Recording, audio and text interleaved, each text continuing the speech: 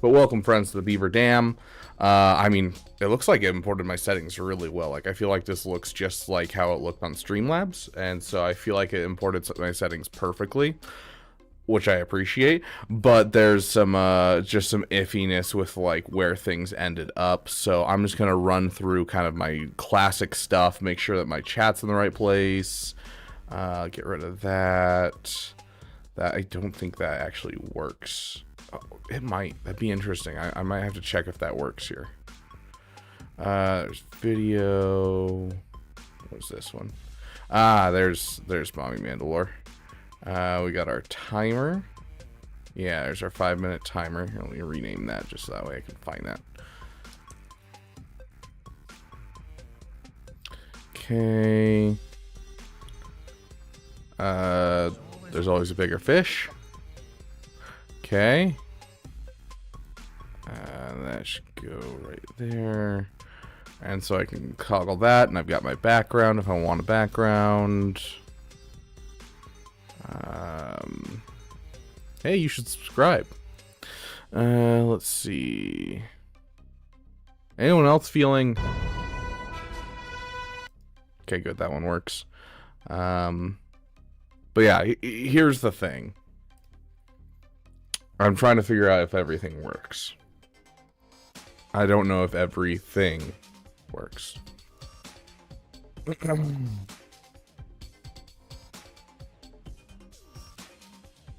Anyone have a birthday today?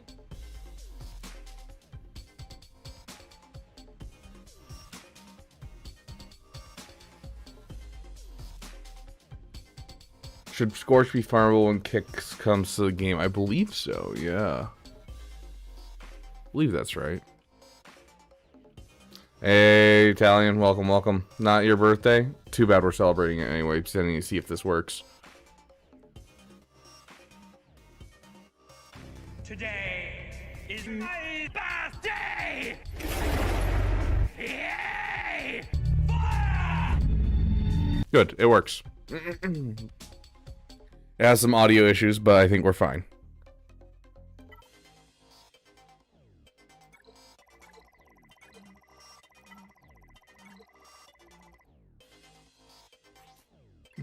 Yeah, we ended up finishing in Kyber 2 with a triple win.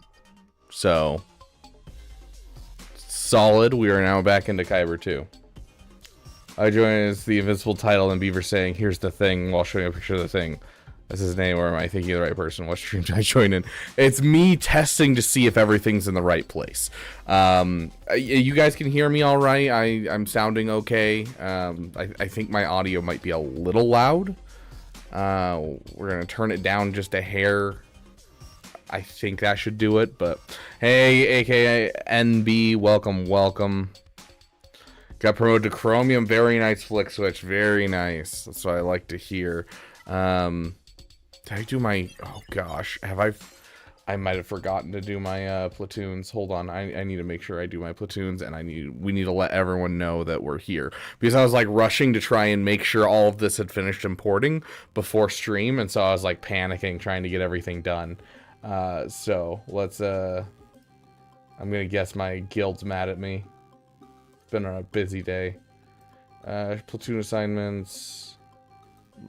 Yeah, Mon Mothma is not platooned. Let's go ahead and platoon that. And I've got 1 day left on the raid, so I gotta do my raids tonight or tomorrow. Okay, probably tomorrow, honestly. Give me more time. Okay, and let's let everyone know we're here.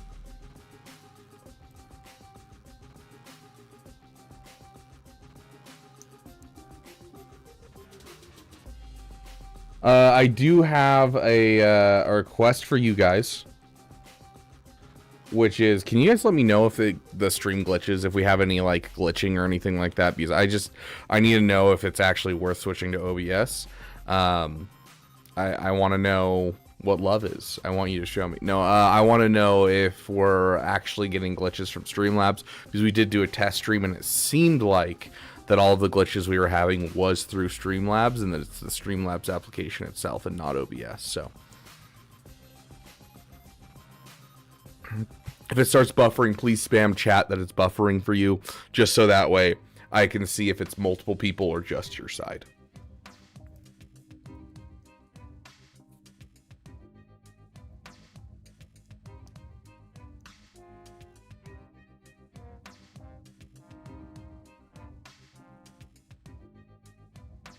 Something War Thunder related to any stream date for Expedition 33. I have not set up my schedule for this week. Let's see, what are the 2 games that I want to start? Oh, I need to start Hollow Knight and Expedition 33. Those are my 2 on my list right now. Speaking of, I need to go buy something for my Hollow Knight experience. That's probably going to be awful for me. Okay. We're going to be playing through Hollow Knight. For those of you who don't know what Hollow Knight is, it's a Metroidvania, like, 2D platformer Souls type game. It's the best I've got because I don't know what type of genre it actually is. And I am going to be playing through it for the first time because someone gifted it to me. And I'm going to be shocking myself while I play it, which is going to be great. Hey, Boogie, welcome, welcome.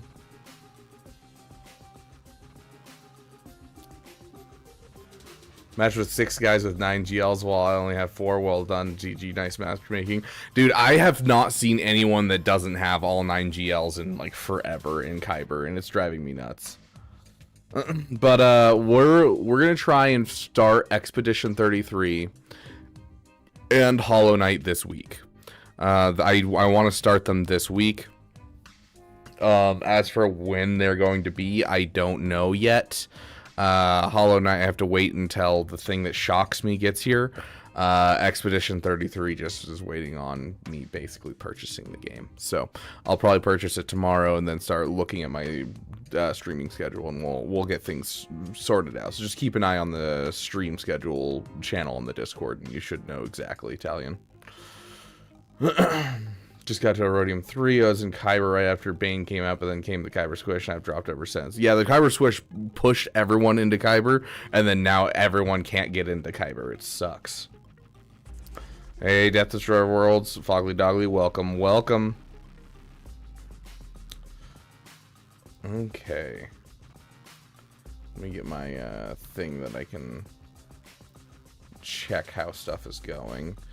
So stream health, so far we haven't had any problems. It's looking good, honestly. Okay, we're looking good.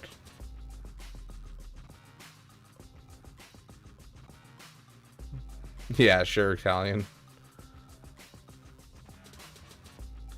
Okay, I gotta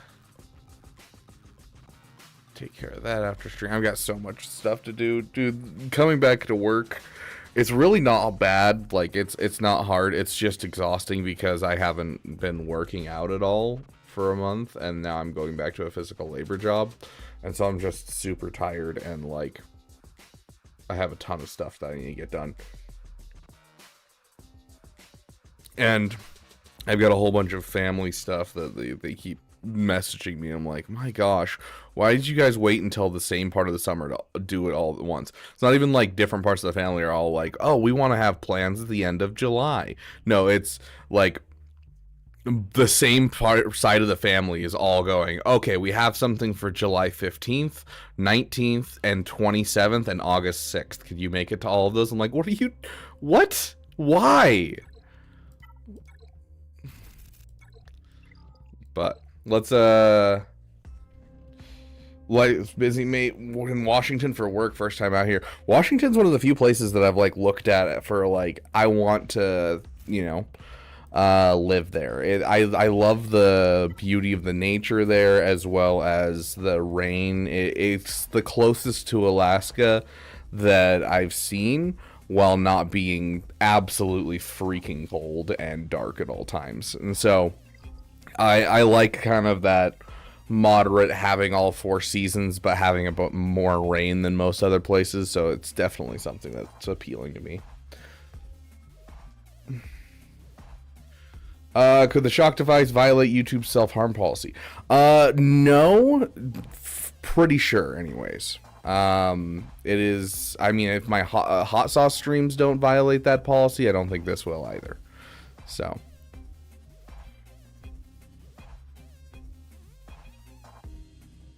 Red Dragon, welcome to being damn amazing. Thank you, my friend, for the membership. Hey, Madness, welcome, welcome. Stream is buffering. Is that a lot of people having stream buffering, or is that just Trey Trey? Nice, Burrito, very nice. Well, happy early birthday, my friend.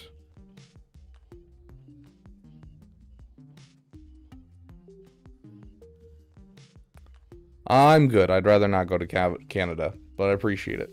Okay. Let's open up for roster reviews, and of course, if you are a $10 member or above, you can just let me know, and we'll put you at the top of the list. And then, of course, anyone that donates is going to be top of the list as well. Let's see. Roster reviews. I'm probably going, while you guys sign up, I'm probably going to play a little bit of Conquest because I haven't played any Conquest because I didn't have time yesterday.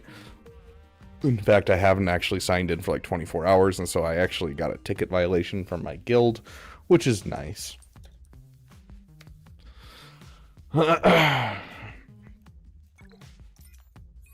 Hey, Big Cat, welcome, welcome.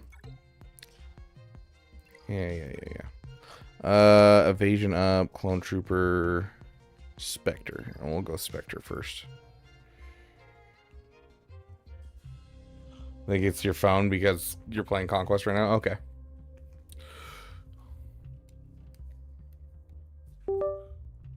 You hate the cold? See, I don't mind the cold. I think that when it comes to cold, you know, I can always put on more layers. When it comes to heat, I can only get so naked before people start getting upset at me. So, I don't know. There seems to be a trade-off there that I'm not willing to deal with. How long are you doing RRs for? We'll probably do about 2.5 hours from right now. We might do some speed roster reviews tomorrow around like midday for the United States. Definitely gotten really weak. Gonna be a while before it's back to full horsepower. Good thing someone brought me a cane. Heck yeah. Is it a cane sword? I hope you're using a cane sword, Madness. That'd be freaking sick.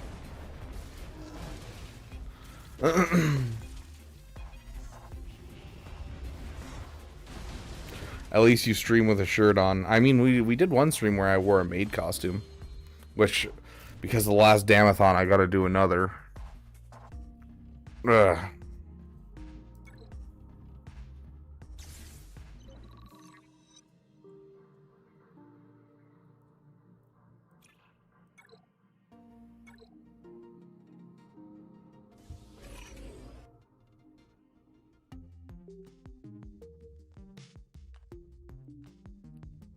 I haven't looked over Quiggled yet. Are you guys excited for Quiggled? What does he look like? I am more than mildly upset about Smuggler's Run 3.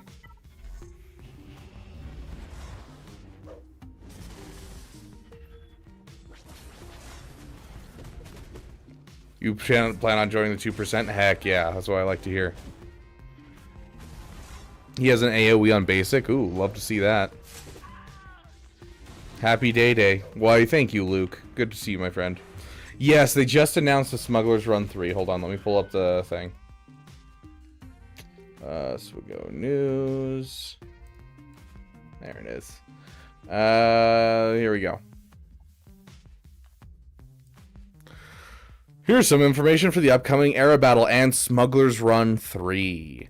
Hondo on deck this August. Gather your new pirate forces and set sail for the next Era Battle. Raiders of the Outer Rim. Galactic Legend Hondo with his legendary love for a good score.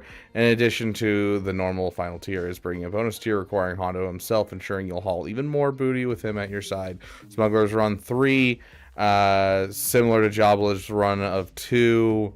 Hondo giving more for your pirates to do later this year. Hondo at Relic 3 and 9 required. The economy event you desired. That's about all we got. And then he said, hey, come up with your own pirate original themed poem or shanty. Leave it in the comments section. You might win some crystals or something.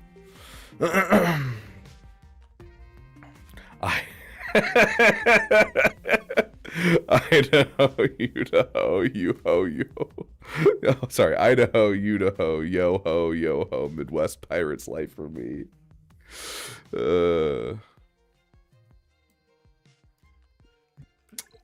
Anyways.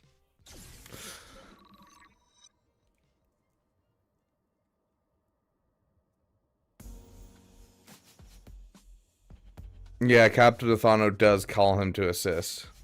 Yeah, you guys didn't see the Smugglers Run 3 thing? Yeah. Wait, did Arnold not bring that up in his video?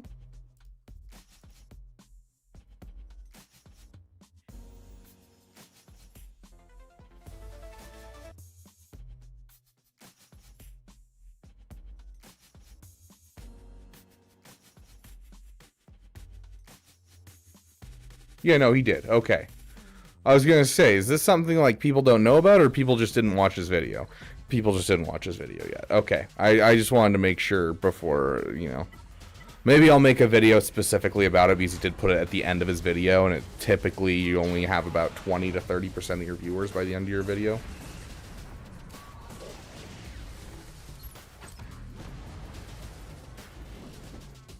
I mean, Starkiller, just because it requires a data doesn't really do much. I would say that's still there. Diamond Dave coming in with the subscription. Thank you, my friend. Why are you upset about Smugglers Run 3? I'm upset that they didn't give anything to Ahsoka whatsoever. And then they're pushing their pirates because they know no one wants to buy the pirates. That is what I'm upset about. I don't care that we're getting another Smugglers Run. I think that's a good thing. It's just overall going to be a better quality of life change and all that type of stuff. It's just upsetting that it's tied to the pirates, which no one really wanted in the first place. So...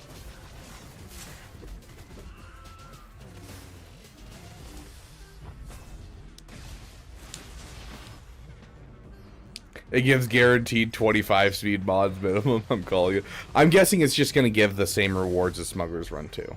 That's my call.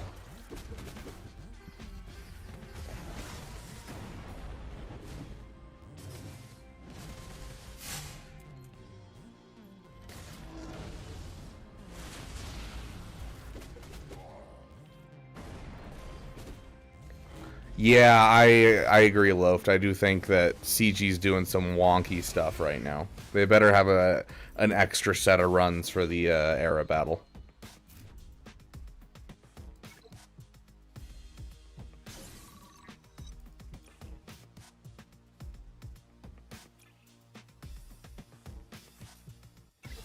It's at least stacking offense. Let's take it.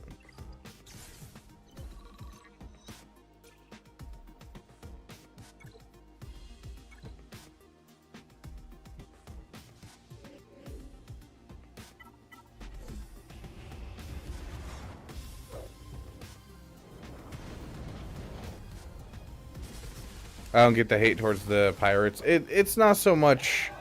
the hate to the pirates is only coming from the fact that they're in the raid.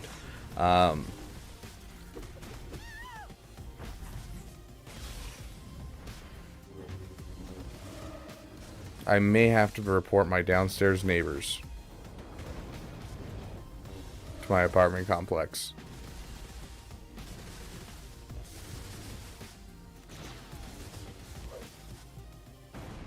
Because it straight up smells like cigarettes in my room.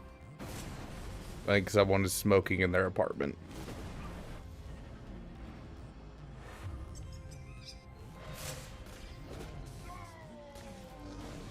Anyways, sorry. Getting distracted by smells.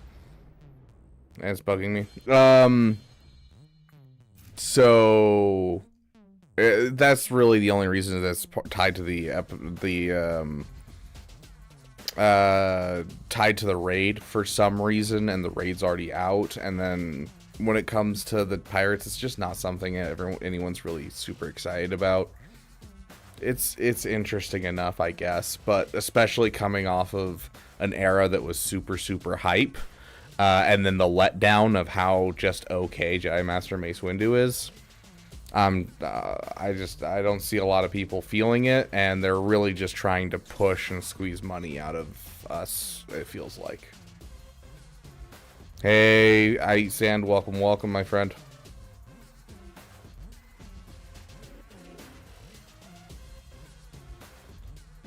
Yeah, I would believe that, AR. I would 100% believe that.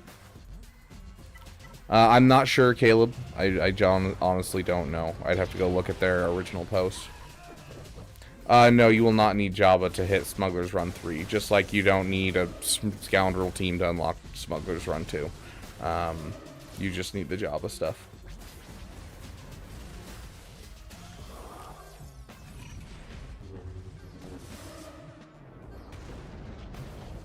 Snitch? No, you don't get to affect other people's lives and force things on them and me not go and take care of it. Like, no, absolutely not. You make my apartment smell like cigarettes. Reporting you is the least of your problems. I'm going to do a lot more if that doesn't work. Like, absolutely not. Mara, would you stop messing with my green screen?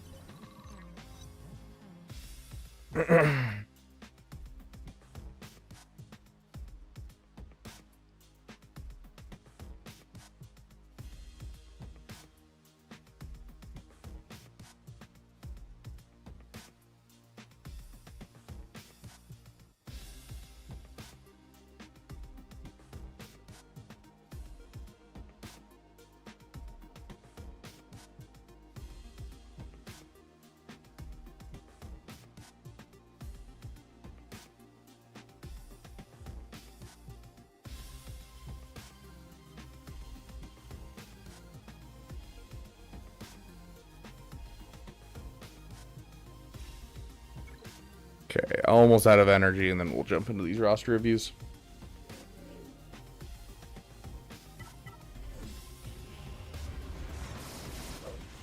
I mean, the last set was all way more expensive with the new SLKR bundles and everything. And the Lord Vader bundle was expensive too, especially for like 0 Kyrotech characters.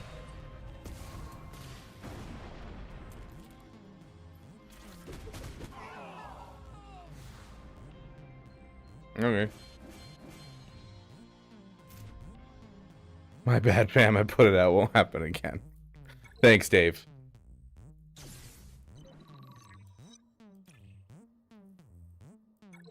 I mean, we don't have any news on any new Lightspeed bundles, not anytime soon anyways. I'm honestly surprised we haven't seen at least a rerun of Jedi Vanguard Lightspeed bundle and like a rerun of, let's see, Jedi Vanguard and Afra. I'm really surprised we haven't gotten either of those yet. Those, like, I would have expected those 2-3 weeks ago.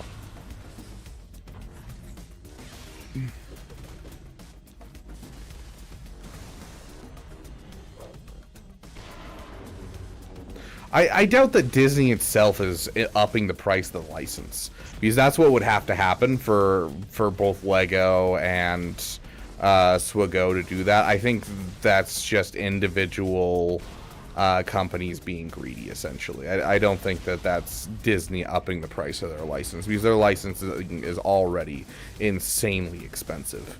I really doubt that a lot of these companies would keep going if they did that and increase the price of their licensing.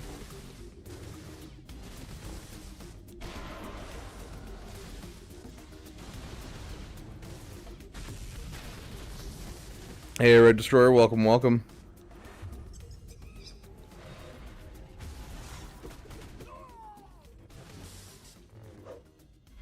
We're about to start, Red. I just recently unlocked GL Ray. Thanks to your guides, it only cost me 1 Zeta. I appreciate the stuff you put out. Glad it helped, my friend. That was my first guide, actually. Glad to know it's still helping people. I wonder how many views it's at this point.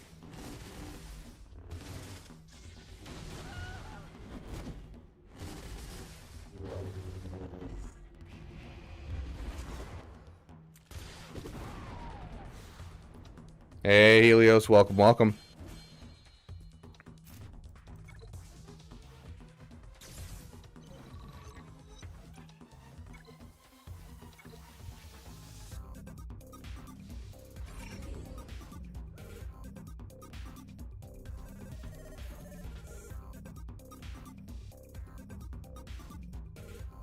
When is Ezra coming to Proving Grounds? Is that the next Proving Grounds character?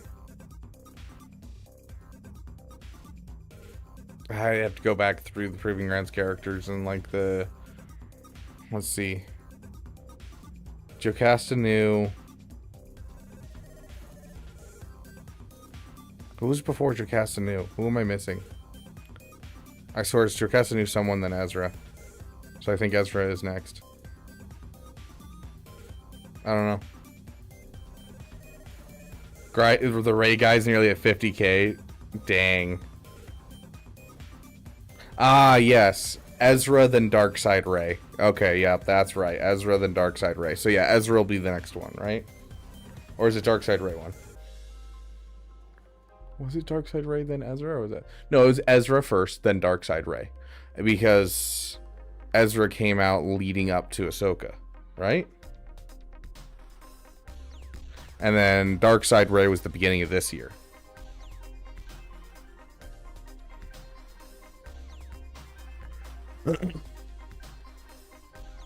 Yeah, my #1 most viewed video right now is my Grand Inquisitor guide.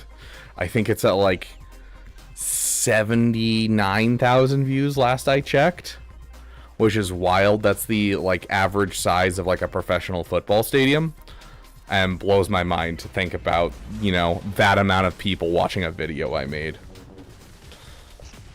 You guys find Balin or Bo-Katan more useful? I think because of the guild stuff that you get from Bo-Katan, I still put her above Balin. But I do think Balin has some really solid PvP applications.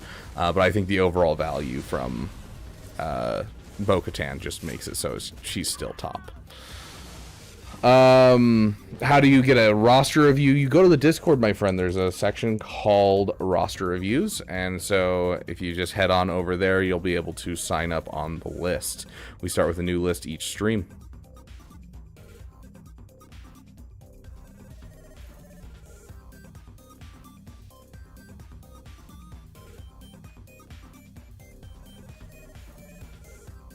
Okay, let's start this list. And of course, as always, our general rule of thumb is we start with #1 is going to be anyone who's a $10 member or above and lets me know that they want to use their priority roster review for the month. Then, of course, #2 is anyone who donates $5 or more. And then below that is going to be anyone in the Discord in the roster review section. And then if we have time at the very end, we'll get to people in chat. It's not often that we get to people in chat. So the best way to get a free roster review is to go to the Discord.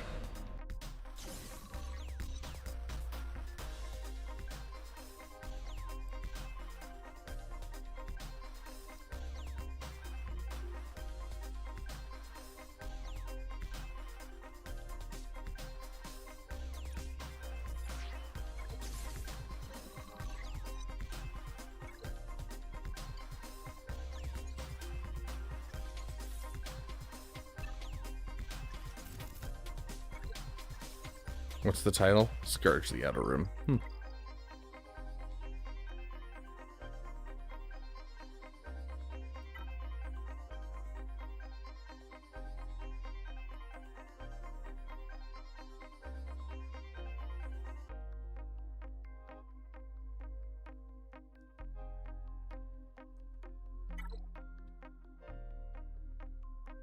Yeah, nothing is accelerated for Balin yet. It's coming, though. You're not wrong, Burrito. First up, we have Loafed.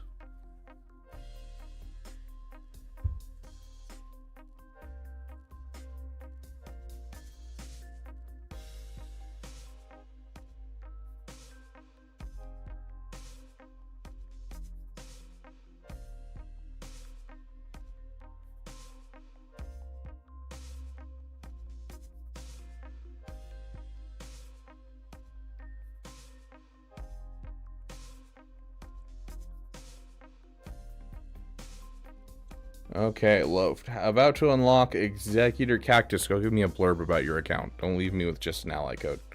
About to unlock Executor, trying to figure out where to go next, looking at Sith Eternal Emperor, Quadme, who's sitting at 330, and Luthen, same deal, or Bo next. Bo is one of those ones that you only go for if you are working together with your guild. Because Bo's nice, and it's great to be part of the 2%, but and if your guild's not going for it, or if you're not looking to jump ship to a new guild, it's not really that important.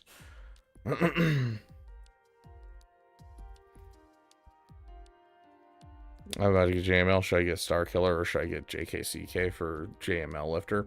The Star Killer's fallen off a little bit. I would probably prioritize the JKCK to get into a good guild as well as lift up your JML.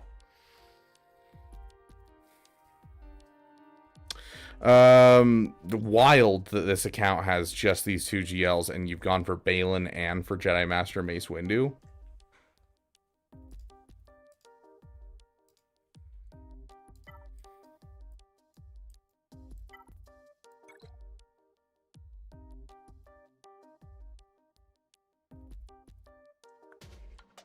So, when are you going for Jabba, my friend?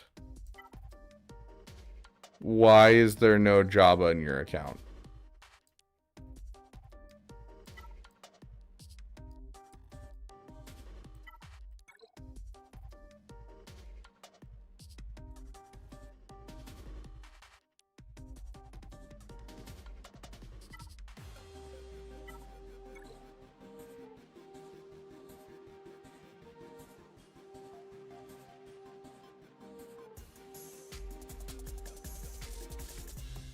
JKL guild currency. Are you not shoving your guild currency into that? Also, there we go. Are you just shoving it into gear instead?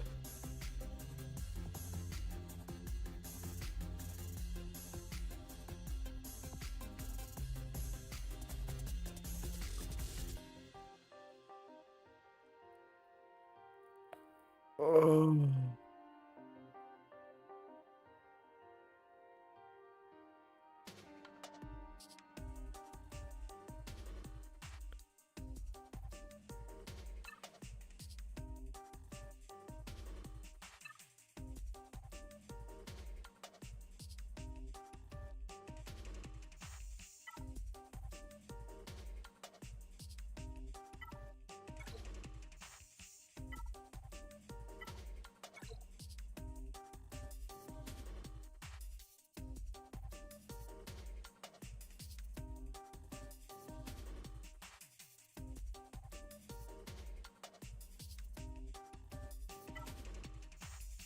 Yeah, at least they're good on...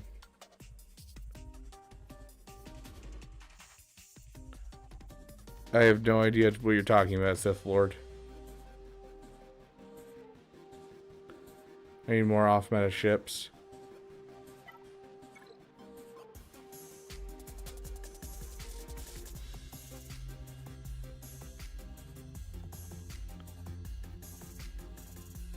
You need to finish your BAM.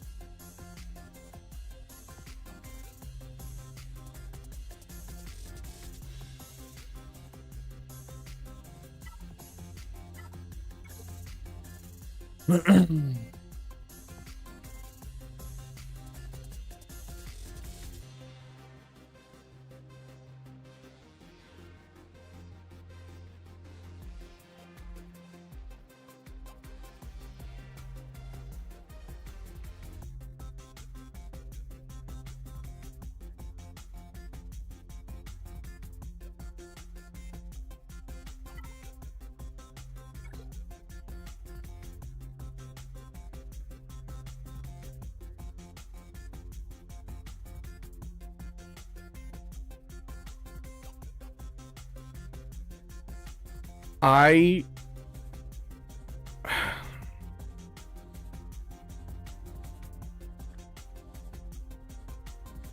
It's been a long time since I've seen a Lightspeed bundle account that's gotten Lightspeed bundles that doesn't really have a way that it's going. Because like you have a whole bunch of pieces of things, but you didn't go for like the Lord Vader Lightspeed bundle, so you can't start building into like that area. But you have the clone troopers, so like you have like all these farms like half done, but you haven't like gone towards things. You know, you've been putting into gear instead of going for Jedi Knight Luke, and Jedi Knight Luke opens up the other 3 characters. You're considering Sith Eternal. Sith Eternal's a great character, and you're close, sure, but he's not going to be in any way like a defining team in your roster.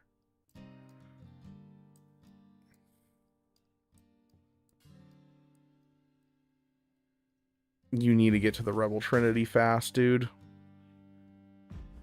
You need to stop going for new content, and you need to get to the Rebel Trinity. Sith Lord, again, I have no idea what you're talking about. Soul Rager, welcome. Good to see you, my friend. If I were you, you can go for Sith Eternal 100%. You're close enough that it makes sense. You can grab the Sith Eternal, use him, don't even put a whole bunch of Zetas into him. Just use him as, you know, your brute force to get through certain things.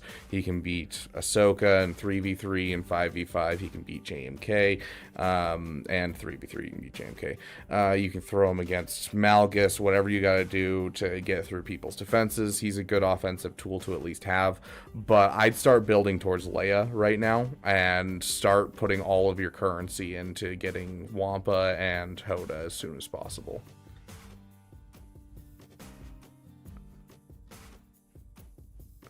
For 2 useless characters and 1 mediocre character? What characters are you referring to?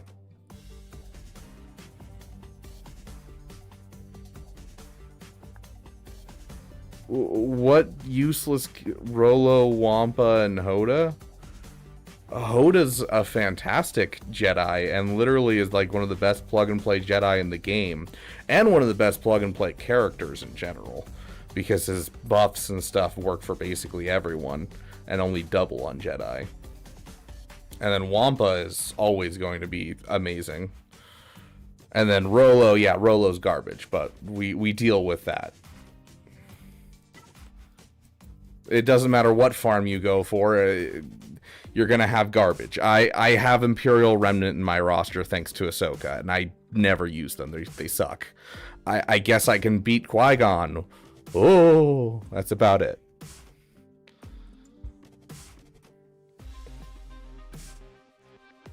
Like, we just used Wampa. What did we use Wampa for this last time? We soloed some GL with Wampa.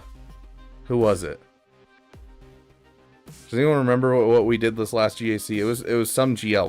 We ended up soloing a GL. I didn't even know about the GL that we could solo it. Was it Leia? Yeah, it was Leia. That's right. Yeah, we killed off Drogon and not Drogon and R2. It was Drogon and Krex on the team, and we had a solo Leia to deal with, and we took her down with our Wampa.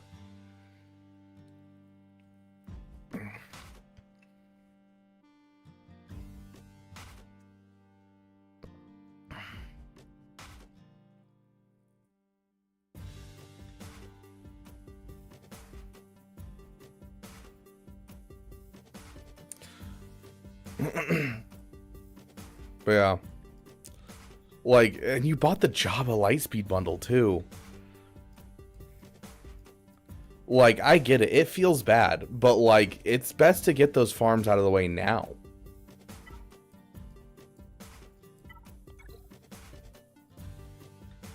Like, it's the same thing right here, you know, like you're talking about, oh, I need more off meta fleets. I was picking up Rex's shards every time I saw them just to get it out of the way, and then I could focus entirely on Zetas after that point. And you don't have any Rex shards, and so being able to, even if you got your Marauder up, you're still going to be missing a ship to be able to pull off your off-meta counters with these fleet fully. Spend your currencies, dude. Just jumping from character to character is not going to benefit your account. You got to have that future mindset where you're looking forward to what you're going to farm next. If I were to give you a route, I'm going to say relic your Savage, and I'd like to see a relic Zori. But relic your Savage, relic your Bam, and head towards Leia, and then break into the Rebel Trinity. I wouldn't wait, honestly, for the Hoth Lightspeed bundle because we haven't seen it in forever. Maybe one day we'll get it back. Who knows? So.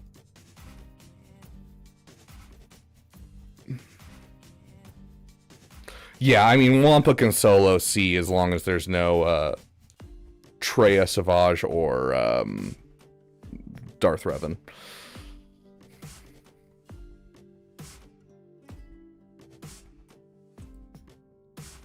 What's the best way to get Rex ship shards? You just literally keep a little bit of currency on you at any given moment for Fleet Arena.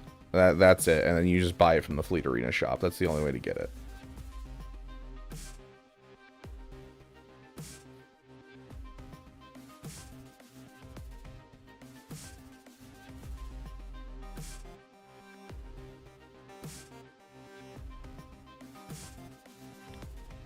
Very nice. Yeah, Bison's Ewing's another one of those ones that people wait way too long on. And like, I don't get why people don't just get rid of those farms early so that way they can, you know, not have to worry about them ever again.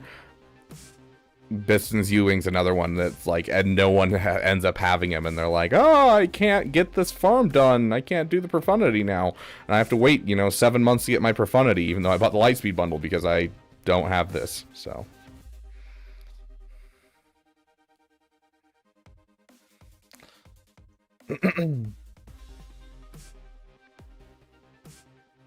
See, solid practice, Cactus. Solid practice. Yeah, there's not. You have two routes here. That's essentially it.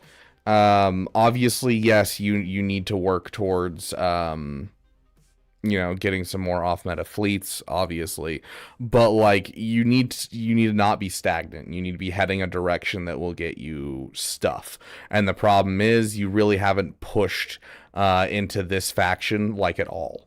And so like the only other direction you can go is Lord Vader to get some, you know, stuff to go with your clones and have a good team there. And then you could go into grabbing yourself a JMK, but there's no cat in here, and so you'd have an expensive paperweight, and so you can't go for the bougie bunch. You don't really have a reason to go for the bougie bunch. It just doesn't make sense for your account. And you know, going for the Rebel Trinity, you're locked out just because of your choices previously. So I'm gonna say go for Leia and start building into the Rebel Trinity ASAP, because you're kind of locking yourself out of being able to get to any farms right now. Additionally, your value just isn't there right now. I would probably say get the Queen's Men sooner rather than later. So if I were to run this account, Bam first, Savage, Queen's Men, Sith Eternal, Leia, and then Jabba would be my next stuff up.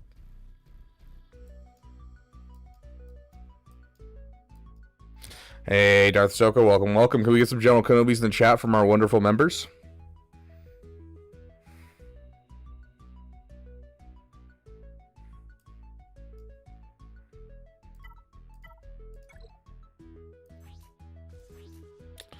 Ooh, an offense modded Supreme Leader Kylo Ren, and it's a slow offense modded Supreme Leader Kylo Ren. Like, this isn't awful just because it's Rey. She only needs 500 speed and 10,000 damage. But the fact that you have crit chance mods on her, crit chance doesn't do anything for her. This is true damage. It can't crit. Her ultimate is also true damage and can't crit. And so the only thing that can actually crit is her basic ability. So crit chance is just not good on her. I would much rather see an offense health set so that way it'll help out your lifeblood.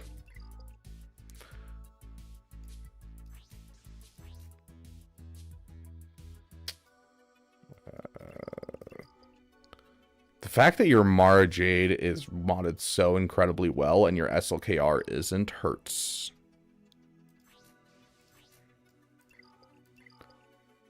I feel like you're sleeping on your GLs a bit.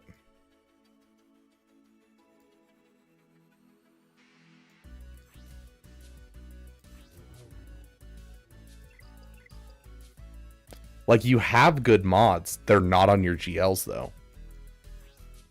Your Resistance Hero Finn's looking pretty slow, too, for a Finn Zori team. Do you have the Finn Zeta? I didn't actually check. I saw the Zori. Yeah, you have the Finn Zeta. You have the Zori Zeta. So, yeah, you need to get your Resistance Hero Finn speed up.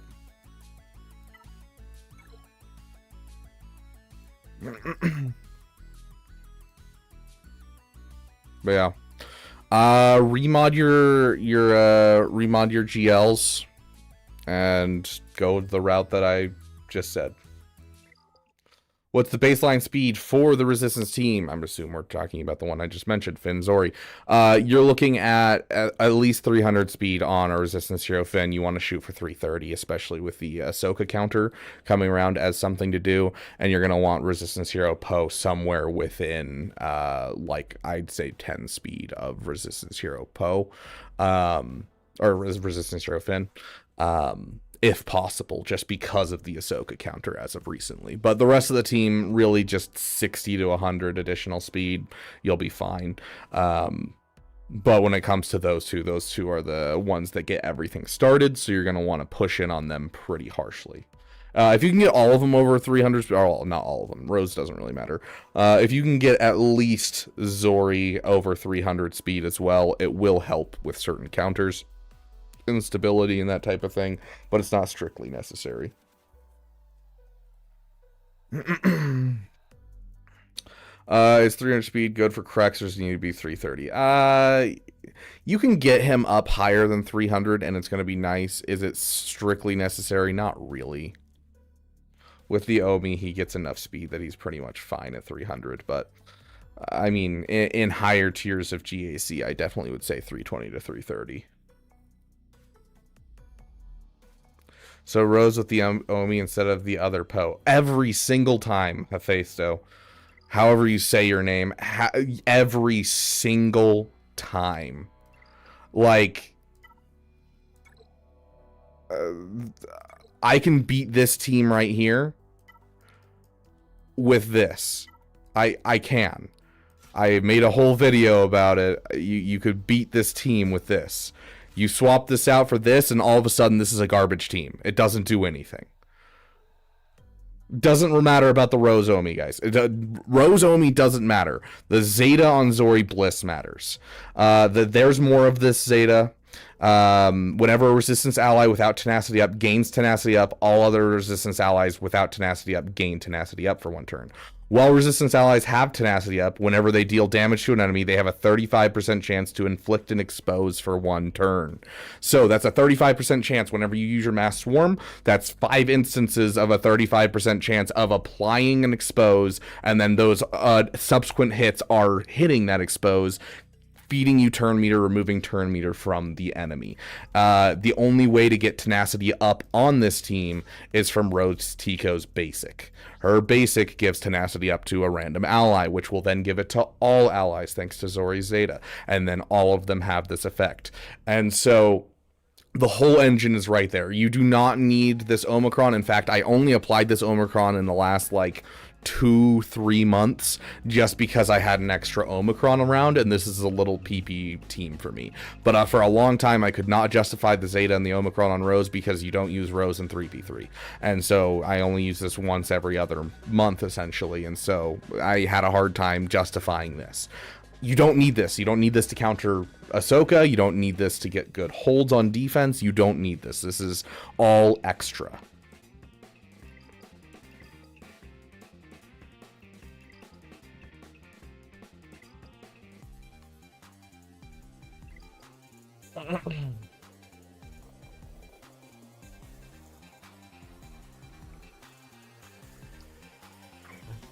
What about Jedi Revan reducing HP thing? Is it worth trying? Wait, what? What are we talking about now? Shackdag, I think you're not going to be able to do it. JML at Relic 7 with a Relic 7 JKCK. I don't know. I think you might have to at least Relic 9 your Hoda before you can do the GMY event. The Jimmy event's really rough. Then how does your Ray team look without... Don't make a Resistance Ray team. That is not how you make a Ray team, guys. Do not. Bad. Ray is the king of using literally whoever's in your roster. You literally use these two and this guy right here. If you don't have him, you can substitute him for someone else. And then literally anyone that has synergy. Cal Kestis is a great example of a person on this team that's amazing. Another one is Cat. If you have a Cat and you don't have a JMK, you can throw Cat here. It gives a huge boost to stats. You know, doing, let's see, where is it? Where's droids? This is like the meta team for like end game, unless there's a certain datacron going on, is you use L3 and Shorty with this.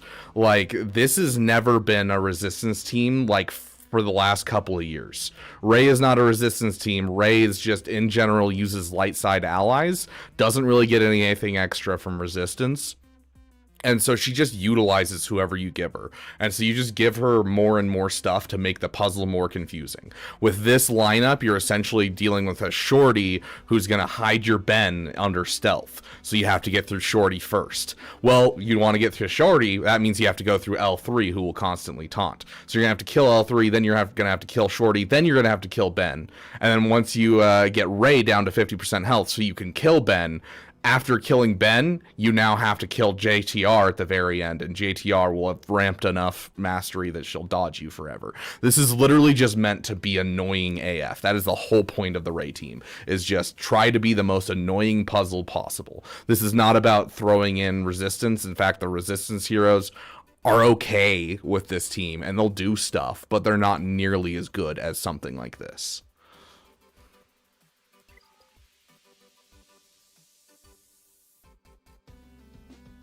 Fulcrum's great. I've lost some. I've lost a couple Star Killer counters because of Fulcrum before. Fulcrum's a solid choice, and unaligned Force users are a great option. There's also some Galactic Republic variants that work with Ray if you don't have a whole lot of Galactic Republic, like you have an extra, you have an extra General Kenobi that you're not using. I've seen some of those that work pretty well. But it's never been a Resistance team. It hasn't been for years. Yeah, Barris is a great option. Shorty, yep. Hezra, of course, yes. Hezra is the meta right now. If you don't have an Ahsoka, you throw Hezra in one of those slots and he does great. So.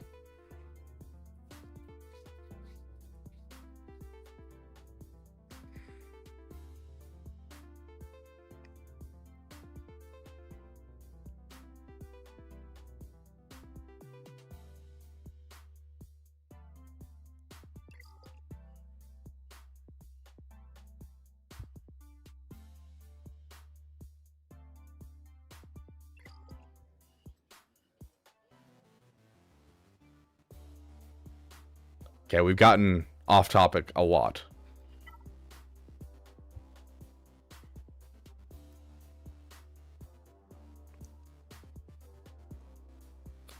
Okay, to make sure we can get to everyone, we are going to start using our 5-minute timer. I might need to finish GL Rayrex. Oh yeah, she's one of the best GLs in general for defense. She's fantastic. I love Ray. I despise her character, and I never would have gotten her if I didn't get a Lightspeed bundle. But hey, now that I have her, I take full advantage of that team. I farmed up regular Cal Kestis up to Relic 5 specifically for that team. I've relicked up my Cat specifically for that team. I have put a lot of work into that team because it's so annoying and has gotten me so many holds. And the Finn Zori team's on that same level. Finn Zori team is a non-legendary team that you just get out of farming for Ray, and it's in the top 20 for defensive teams, and on offense it can beat Ahsoka, and I've heard tale of it beating JMK even on offense. I don't know how that one works at all though. I know it used to beat Lord Vader as well. What was the other one that it could beat? There's another GL that it could beat. The Finzori team's wild.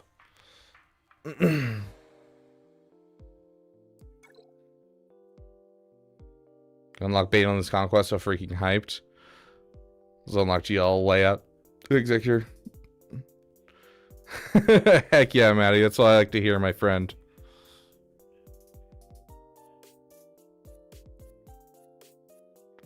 And Ahsoka has a lot of bonus and a lot of protection bonus. And I mean, reducing HP doesn't work on GLs in general. But also, Jedi Knight Revan's just too weak of a character for him to really counter many GLs. The only two GLs Jedi Knight Revan's ever really been able to counter was SLKR before Darkside Ray. Farmstar coming with the $20. Thank you, my friend. We will do you next. And he can beat Jabba if you give him Hermit Ezra, but that's expensive. But I can do it in 3v3 and 5v5. He's just way too weak of a character. Like, not talking about like power level, but literal just health pool. He just dies so easily that it's hard to get him to counter GLs.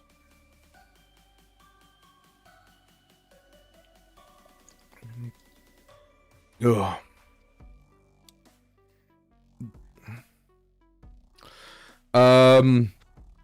Do you know if JMMW can kill any GLs in Territory War with his Omicrons? I have heard that he can beat Supreme Leader Kylo Ren, Rey, and that is with Darkside Ray. Oh, who else was it? I don't remember. I'd go check out, I think it's Troopers on Break's most recent video. He threw like 15 teams against a Jedi Master Mace Windu on defense. And he did some testing, so that's about the extent of my knowledge is from that video.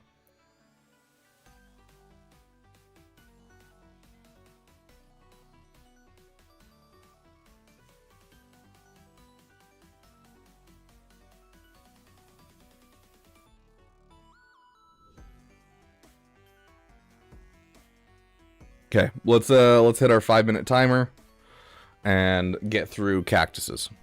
And then we will get into Farmstar.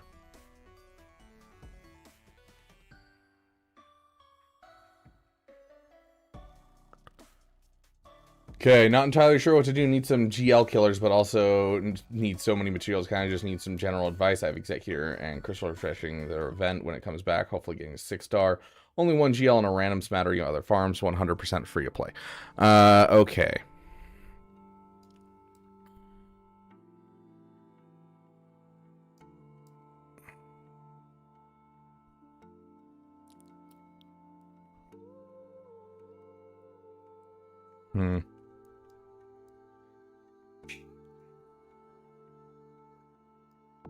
This is essentially a old, like, this is what my account looked like 3.5 years ago.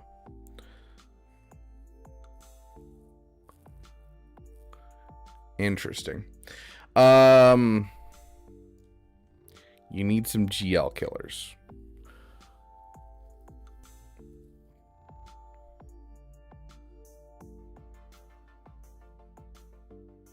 Trying to think if this is still a viable strategy. I feel like it is.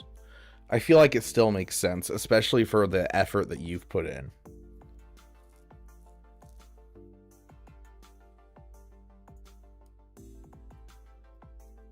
If you're a free-to-play player and you've already put this type of effort in, I feel like just following Arnold's free-to-play farming guide would probably be the best thing for your account.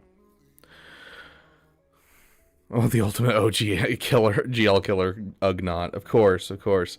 So I think that Jabba is definitely going to be nice. 100% I think Jabba's going to be solid in this account. And I think that's the route you should be heading, is you should have an eye on Jabba. But for now, I think that taking the things that are close is always the most important thing in a free-to-play account.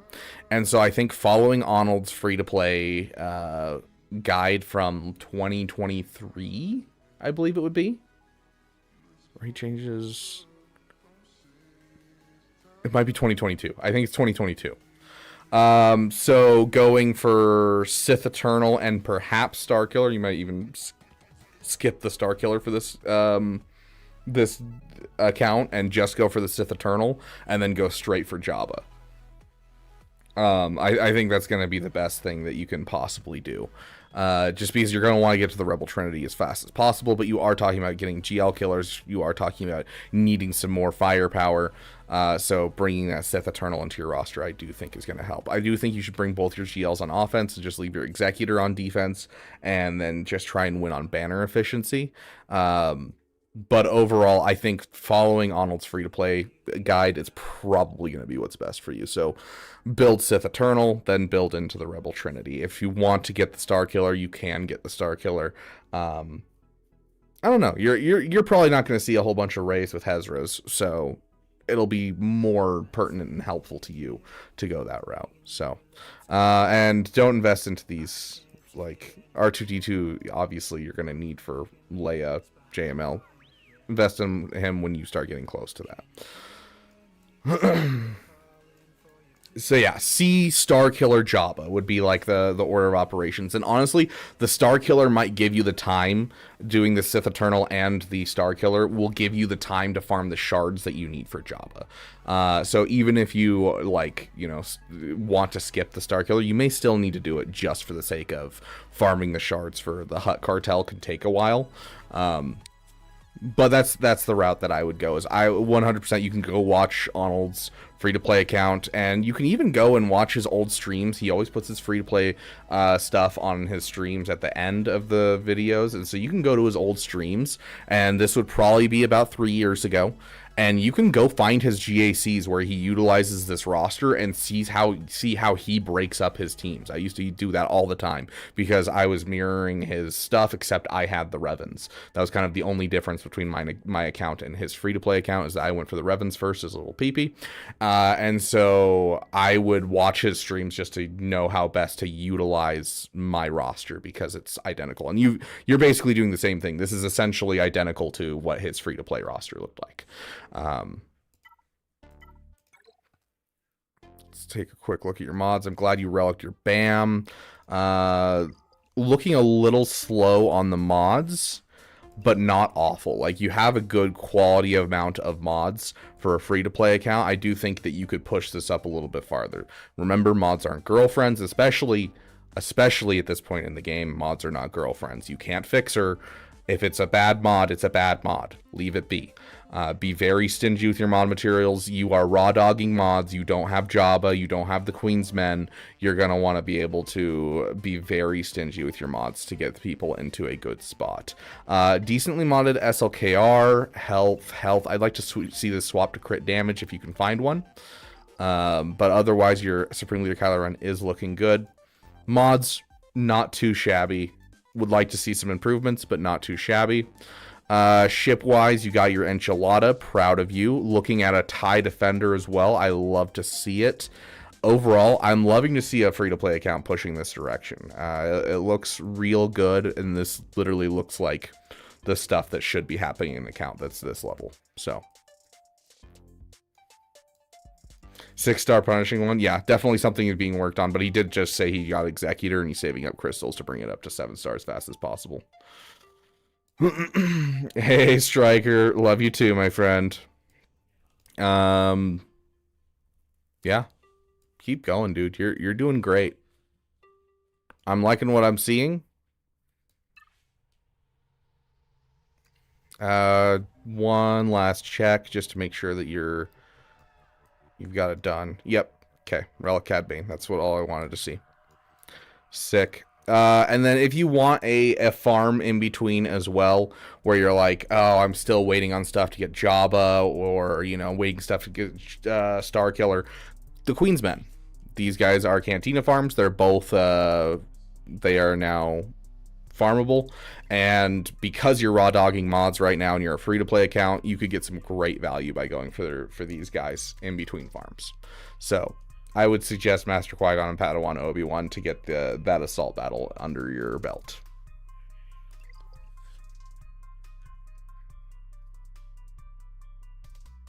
It used to be Hephaestus. I don't think it really matters anymore now that the punishing one exists in the game.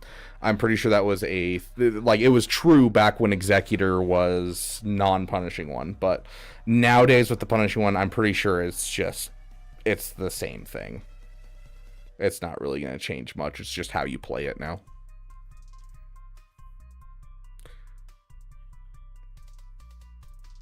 Yeah, no problem, Cactuses. Let's take a look at Farm Star. Thank you once again for the $20, my friend. And let's get through what this is. What are we looking at today? Which account of yours are we looking at? Okay, we're looking at Atlas. I honestly don't remember which ones are which one's the best account and all that kind of stuff. Are we looking for anything specific? Are you looking for mod recommendations? Wow, your Athano's getting there. 6-star already.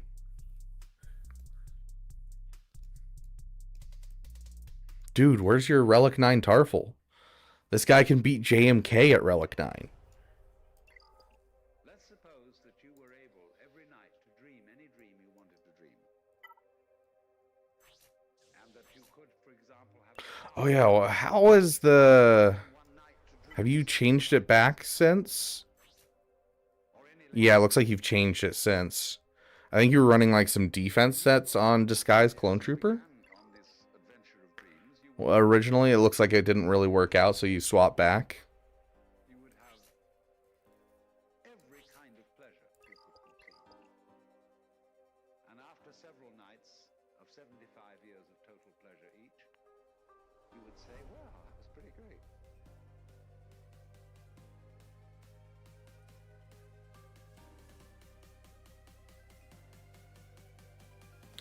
JMK, sorry, did I say JML? I meant to say JMK. Yes, Wookiees can beat JMK. Hold on, let me see if I can find this clip. This is an ancient clip in the Discord.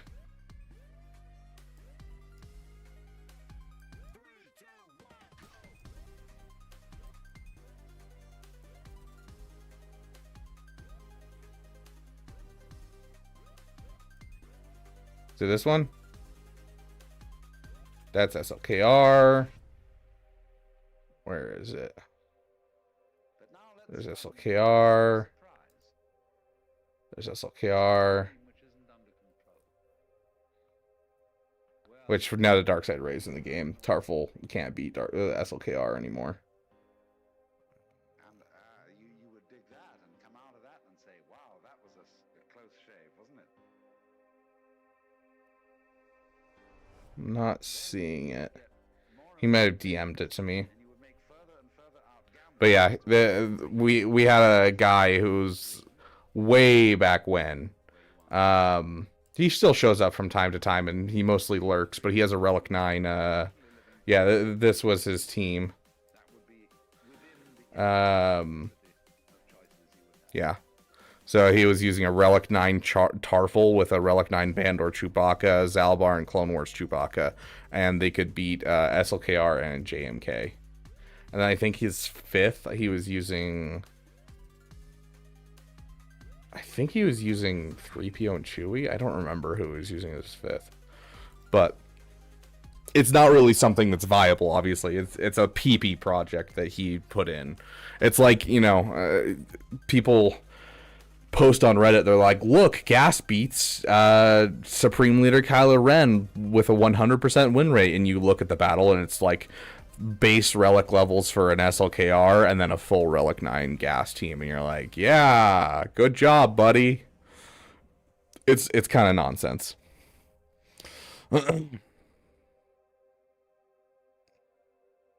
Yeah, Hephaestus, it's, from what we've seen with the Punishing One, it's not nearly as important as it used to be. Gonna try something insane? Oh no.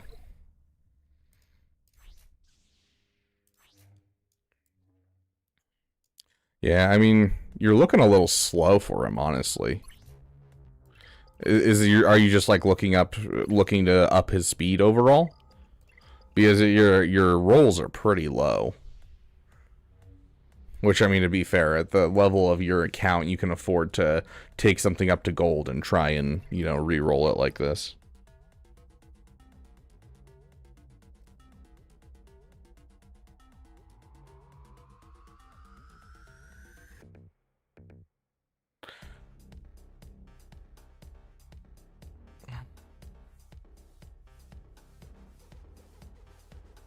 Cuts off Omicrons too. Not modding for speed, you're just going for full, like, protection.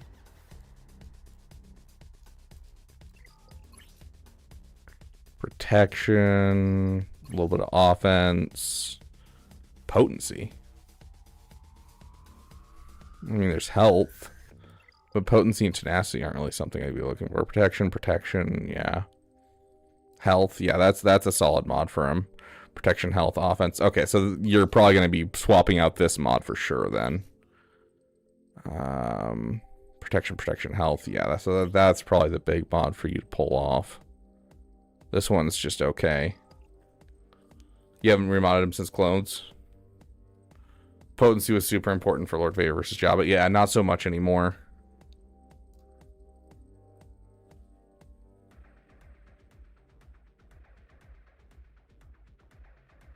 I mean, considering how fast he gets ultimate nowadays with the clones, I don't think the, like, super fast Lord Vader is super important, but fast Lord Vader is still super annoying because if he can get his heals in, it can cause some problems in certain lineups.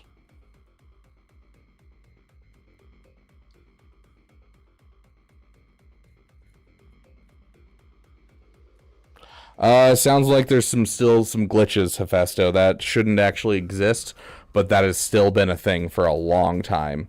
I don't know why it's still in the game and why CG still hasn't fixed it, but it happened during the, I think, not the last Kyber Squish, but the Kyber Squish before that. It started, and it's still happening.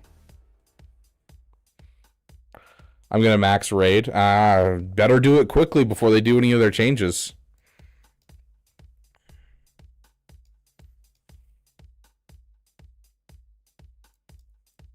Yeah, they had, when not this last Kyber Squish, but the Kyber Squish before that, when they did the adjustments, they were having, like, people in Bronzium would perform too well in Bronzium and just shoot up to top 100.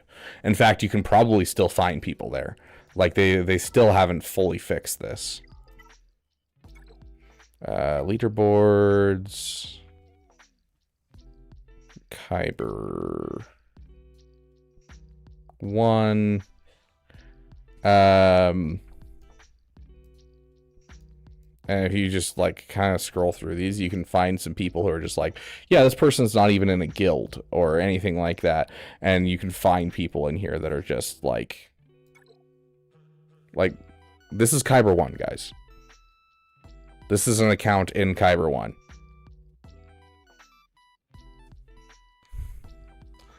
Like, it's been a glitch for the last couple, the last while, and they just have not fixed it.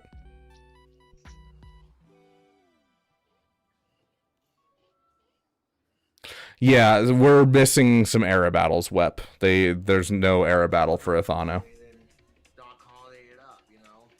only thing I really truly did not agree with, like, the excessive gun violence was just... Yeah, right, Maddie? Exactly. Without new best Jocasta new lineup, without new Mace and new Jedi. Don't use Jocasta new and don't level her up. She is a raid character and a raid character alone without Jedi Master Mace Windu. Every team that I've seen, it just takes away from your Qui-Gon team and makes a less good team. It's supremely okay. If you want to try for something, just a tank and like a Keller and Beck lead, and essentially that's it. It's just not good, though. It's not. Yeah, I get full banners against it every single time.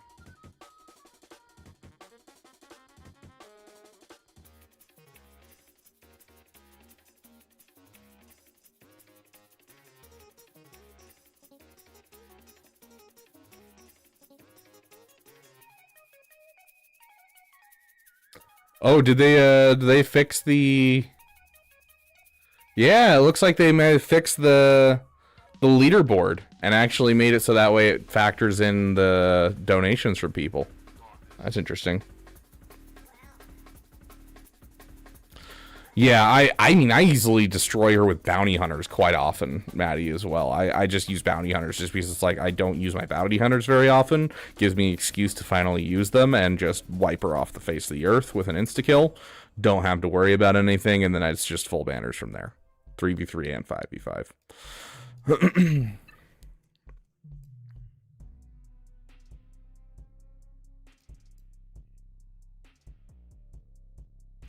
Are you using this cron with your Quadme? So Mace Legendary sucks. I mean, Mace is good. He's not great, but he's good. Max raid and 100% all R8 planets and territory battles because I'm bored. That's my current goals. Yeah, I mean, with an account like this, I don't know what else you would do.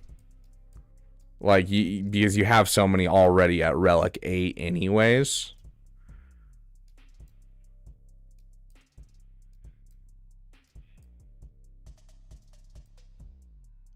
Like, you could up your Relic levels on Iden Versio, but she's kind of fallen off.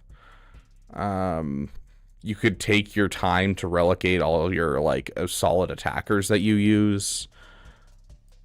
But, like, at this point, you're kind of just going for the new stuff and doing peepees for sure. Wookiees and Phoenix, which I'm working on Tarful. How much of Phoenix are you missing? It's always interesting to me because a lot of the older accounts just don't farm Phoenix. So you're just getting their relic levels up, essentially. And then you need the Tarful and the Wookiees. So, hey, we will see a Relic 9 Tarful in here, right? Is Mace the most disappointing legendary? No, he is not. There have been a lot of disappointing legendaries over the years. Yeah, a Grand Inquisitor was the lead up. Like, they over 6 months, they dropped character after character for the Grand Inquisitor, being like, with this new character, it will do something amazing. And then they released all of them, and we're still sitting there being like, these all suck. And they're like, what we didn't tell you is that there was a unique that we didn't add to any of the characters because we were waiting until Grand Inquisitor to add this into the game. And it will transform the Inquisitorius into an amazing faction. Then they dropped the unique and it didn't change a thing. And then they added Grand Inquisitor, and Grand Inquisitor was an insanely hard event. And that's why everyone watches my video on it and why it has so many views, because it's a ridiculous event. And then you get through it and you get the Grand Inquisitor and you're like, finally, I have a good team, right? No, you can beat JML sometimes in Territory War. Yay. You can clean up a gas team. Yay. And they're like, fine, if you're not going to buy our stuff, we'll throw Riva into the game.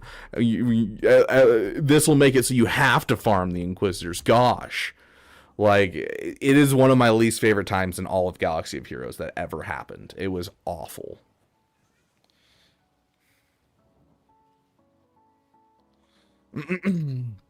I'll take Jar Jar after the Kron fall off was the worst one. I disagree. I do think the Kron fall off was a harsh reality for a lot of us, including myself. But I mean, I still use him to beat Rey with Hezra. I don't think that that's a loss on my part. You know, getting a full raid score for a year plus beating Rey with Hezra, I'll take that any day.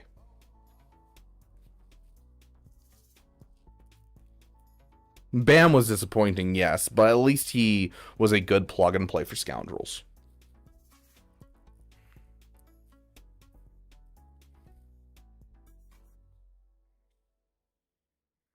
Yeah, no, Mace isn't the worst event. He's not the worst, like, legendary. I put him on the same level as, like, Afra right now.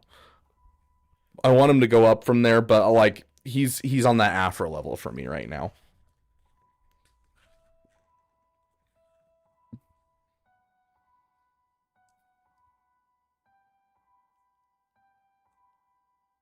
Run GI lead, it's better. That's actually wild, Farm. I've never actually heard that.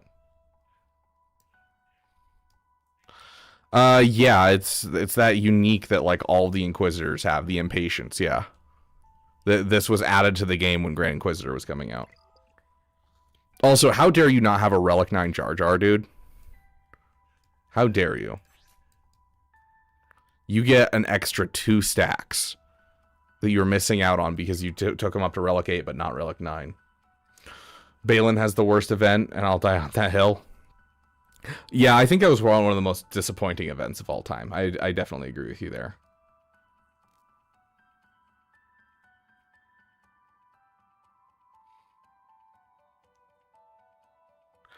I also disappointed by JKL, not really worthy of the name. Dude, JKL is one of the hardest hitting characters in the game. I love JKL.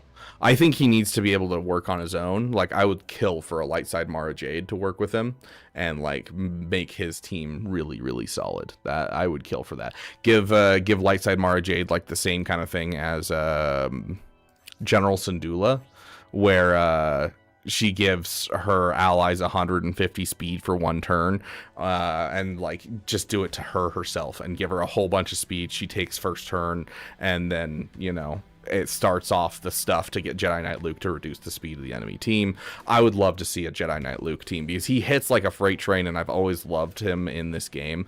I think his kit's really cool. I think he just needs a little bit of help, and he would be a really solid back into the meta kind of thing.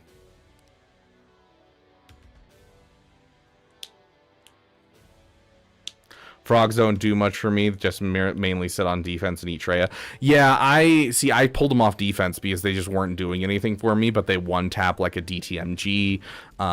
They one tap you know, Ray. They have some good offensive viability, and so that's what I use them for, because the defensive viability is just not there for that team anymore.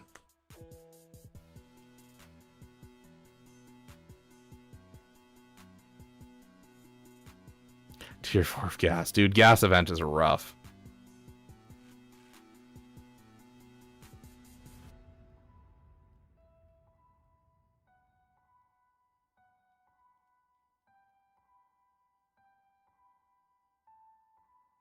I think that my two favorite events, which I've told you guys this before, my two favorite events are Bo-Katan and Malak. I love when they add interesting and cool mechanics that feel good to do. Like, for instance, Jedi Master Mace Windu is a good example with the Temple Guard tier, where it's not fun mechanics. It's really brain dead, and it's just, I heal enough and then I do this. This is going to take me 20 minutes to do. But like with the Darth Revan and the Jedi Knight Revan tier of Malak event, I love the intricacies and like, oh, if I take down this Jedi a little bit, it's going to lower his health, which means if I hit Malak, Malak will suck that Jedi first and get critical hit immunity, and then I can not critical hit anymore, which means that I can't gain fear anymore. And so like there's so many layers to that event that I absolutely love, and I wish there was more of that type of thing inside the game, instead of just, hey, here's an alternate win con of you need to take this many turns before you essentially win. Like that I really loved. And it was the same thing with the tier 3 of the Bo-Katan Mandalore event. I really loved that tier. It was all just balancing crowd control and timing, and I really enjoyed that. Yes, it was really rough my first time, and I hated it my first time. But like I really enjoyed it after I learned how it worked and everything, and I really enjoy how that works. And so I like those intricate ones. As for like most beautiful, my favorite is probably the Beskar Mandalorian one. I love the BAM event for just the cinematics.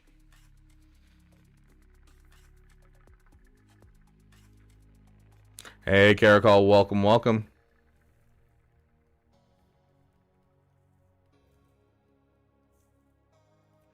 My favorite was your GI guide. Dude, it was so many hours of suffering to get that GI guide to you guys. I'm so glad I was able to find a way to do it with at least like semi-low speed.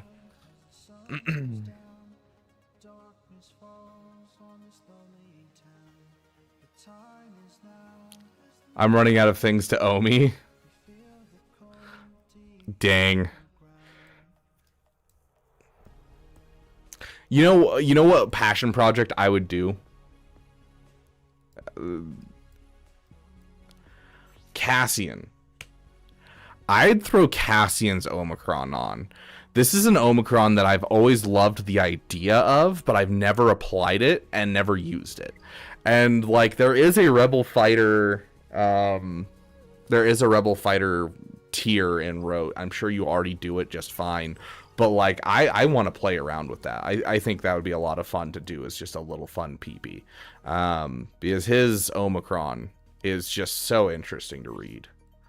At the start of the battle, if all allies are Rogue One, Cassian Andor takes a bonus turn to disguise himself as an enemy character until the end of the battle. While disguised, Cassian retains his unique ability and alignment, and is part of the Rogue One faction in addition to his disguised alignment and faction. Start of each encounter, all rebel allies gain defense up, potency up, tenacity up for 3 turns. Whenever Cassian uses his ability, he gains 12% turn meter for each debuff enemy.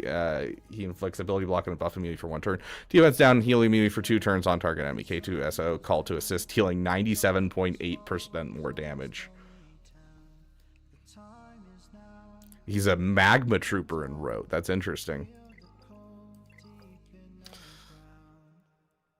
Yeah, that's true. It does have to be a full Rogue One team, which Saw Gerrera doesn't have that tag, right?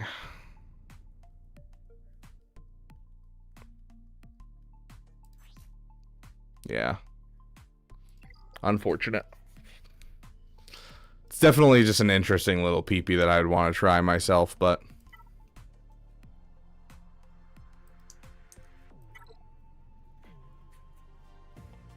There's always a Bosch Obi to apply. Gosh.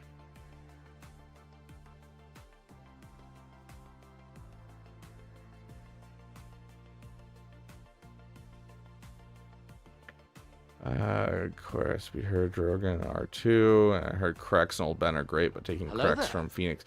No matter what, you're taking something from someone. Hey, cheeses, welcome to the Beaver Dam. No matter what, you're going to be taking something. Like, for instance, another great one is like Adrad and Jin, but that's taking apart the Adrad team. So, like, without taking apart anything, you're looking at some really rough, like, choices overall. Like, Baze Malbus is a good option in there as well.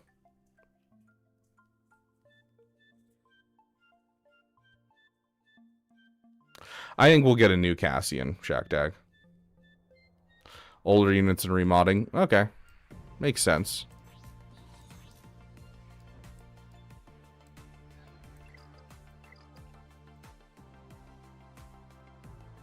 Starkiller's looking good. How's your Ufus? Malicos is looking good. Yeah. I mean, unless you have a specific question, there's not much to say about this account. Do you use this on offense or defense? Yeah, fair enough, Farmstar. Depends. If you use this as a flux character, I would probably swap him over to protection primaries instead of health primaries.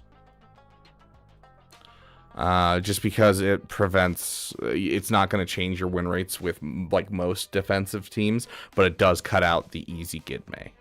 So I would suggest switching it to protection mods just to get rid of the Gidme.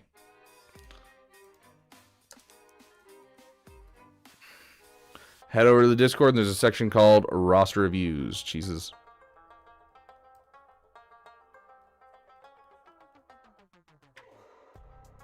It's with C anyways. Okay. How's this doing?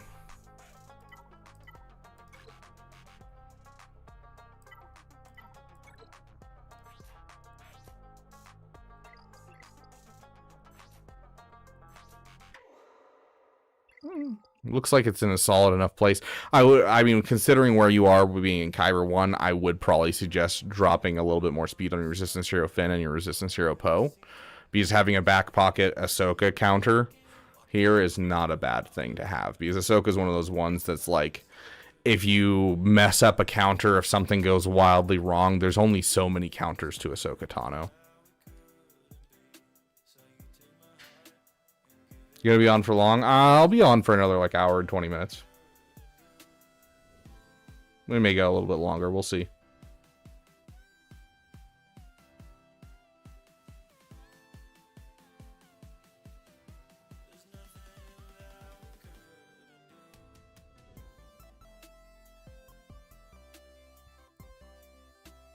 Yeah, the fact that they can beat Ahsoka is immediately puts them on a priority list for me, where I'm checking everyone's account to make sure that they have them.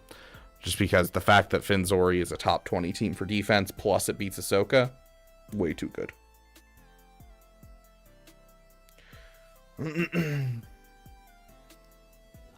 Always top of the list, Drill. I delete whoever I finish.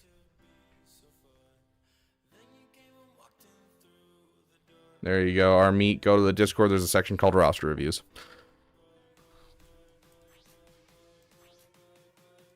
How dare you not have a 6-dot mod? It's a protection mod.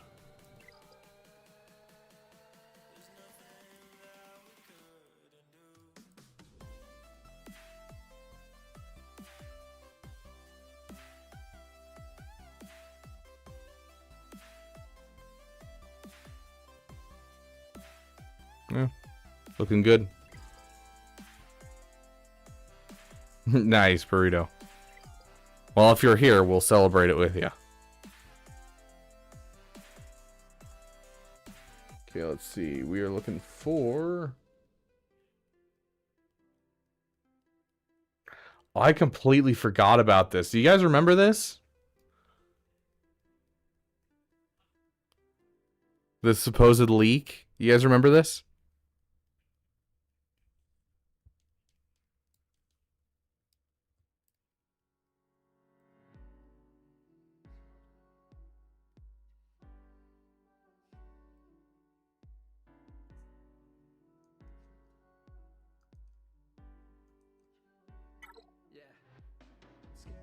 Okay, Fogley, we are on to you, my friend. We'll reset our timer. I'm gonna have to completely reset my stream deck for doing this since we've moved over from Streamlabs. Fogley Dogley, are you there, my friend? This does not work for the same reason he became Loki. He's not blonde. Hey, great one. Welcome, welcome, my friend.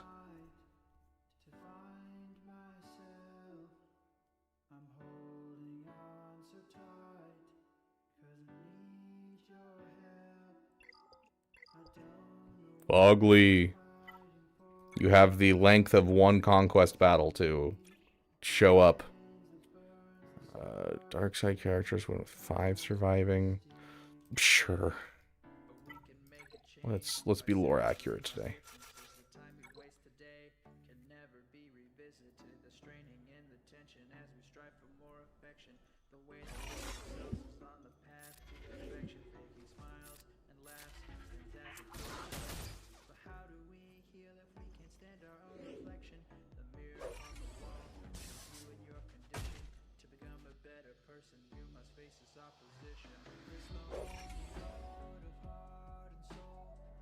By the way, you can do Dot's mission with Tuskens in one battle. Heck yeah.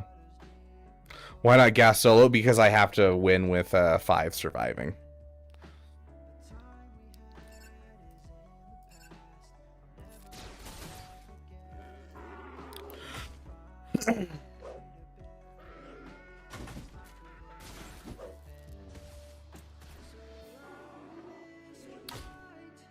Battle Beaver's coming in with the $20. Thank you, my friend. May a fellow Beaver get a roster review. Yes, you will be next, my friend.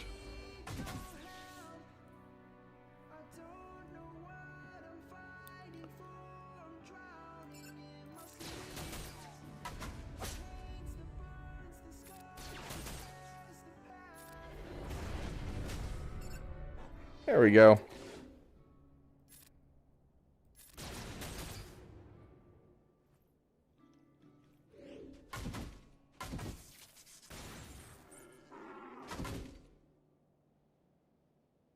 Gosh dang it, someone critical hit.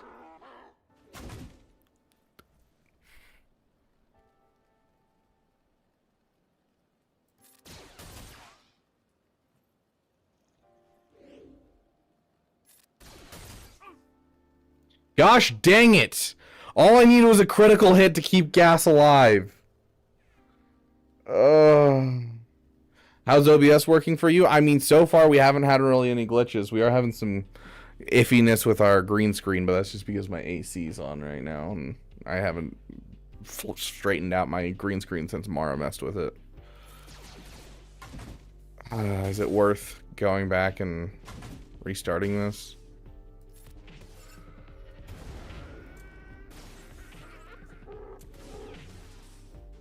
No more cooking streams?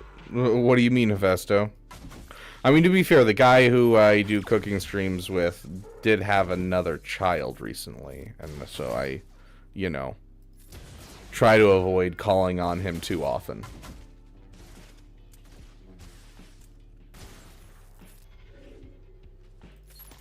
Rex has been, like, permanently stunned that whole time. You go to the Discord and there's a section called Roster Reviews, Batman.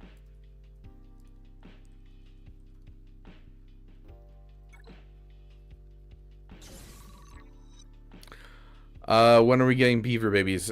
First I have to find a Mrs. Beaver.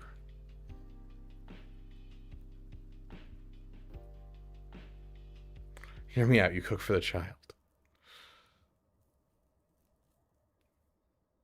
I don't think platypuses and beavers can procreate. Okay, let's get Fogley out of here. Battle Beavers, is your thing in the Discord? It is. There you are. Okay, let's go do your roster review. Not necessarily. I'm not going to just randomly adopt children just for your guys' amusement to have, like, a new thing to show off on my channel.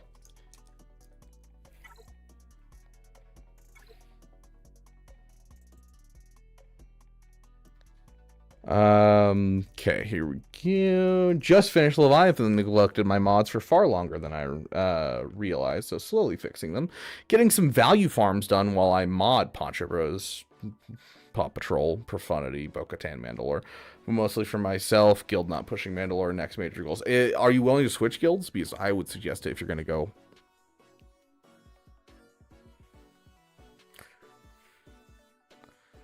I never meant you get a child. Well, I'm pretty sure that's what Great One was referencing, was that because I was like, you know, requires that I, you know, find someone, but then he's like, not necessarily. It's like, no, I'm not going to go just rampantly adopting random children.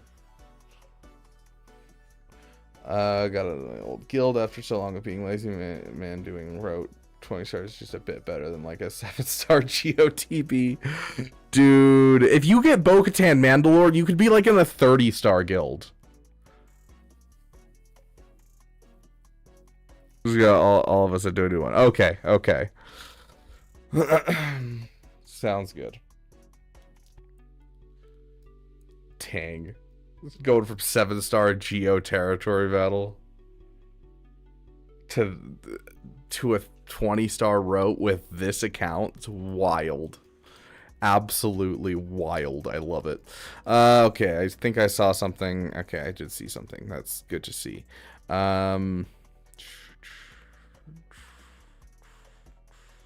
Okay. You're going for value farms while you work on mods.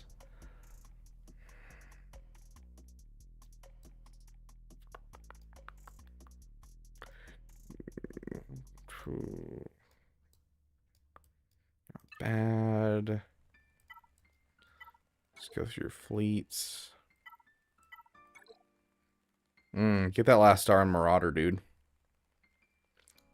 And relic your endurance.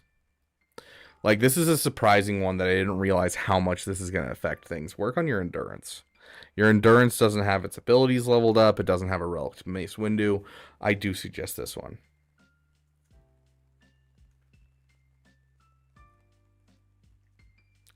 Would you be willing to adopt as 100k Damathon goal?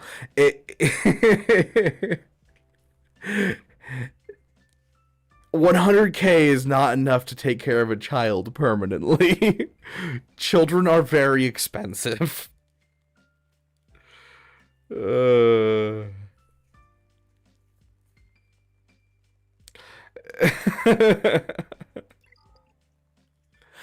See, the key here, Great One, is lying. I'm pretty sure my mother, who worked in the foster care system for many years, would probably slit my throat if I were to go and do that for like any kind of purposes besides actually wanting to adopt a child and take care of it.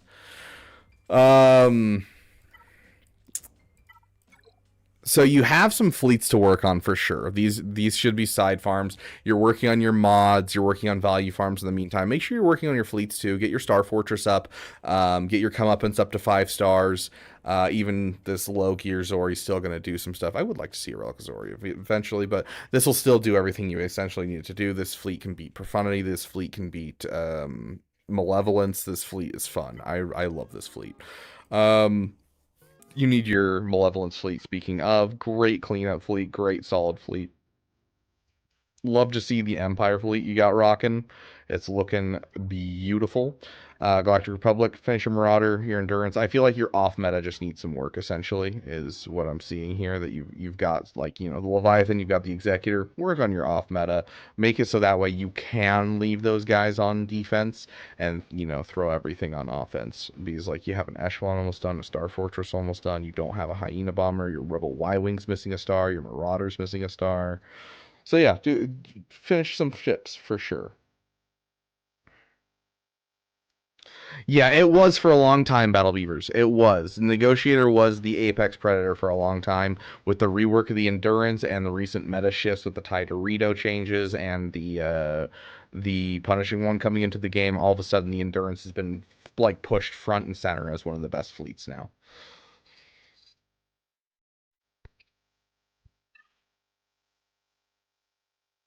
Now it's Endurance with Lando. Yeah, Lando's one of the reinforcements, though, if I recall. It looks like a lot of Datacrons, but not many leveled up. Or is it Chromium 2? I feel like this should be at least an Erodium. What are you struggling on for GAC? Is it just lack of mods? Is it you're not being able to get through your enemy? Your enemy's out bannering you? What are we seeing here? Was the most useless ship? It used to be Lando. Now it's not. Raven's Claw, I guess. No, Raven's Claw still does something at least.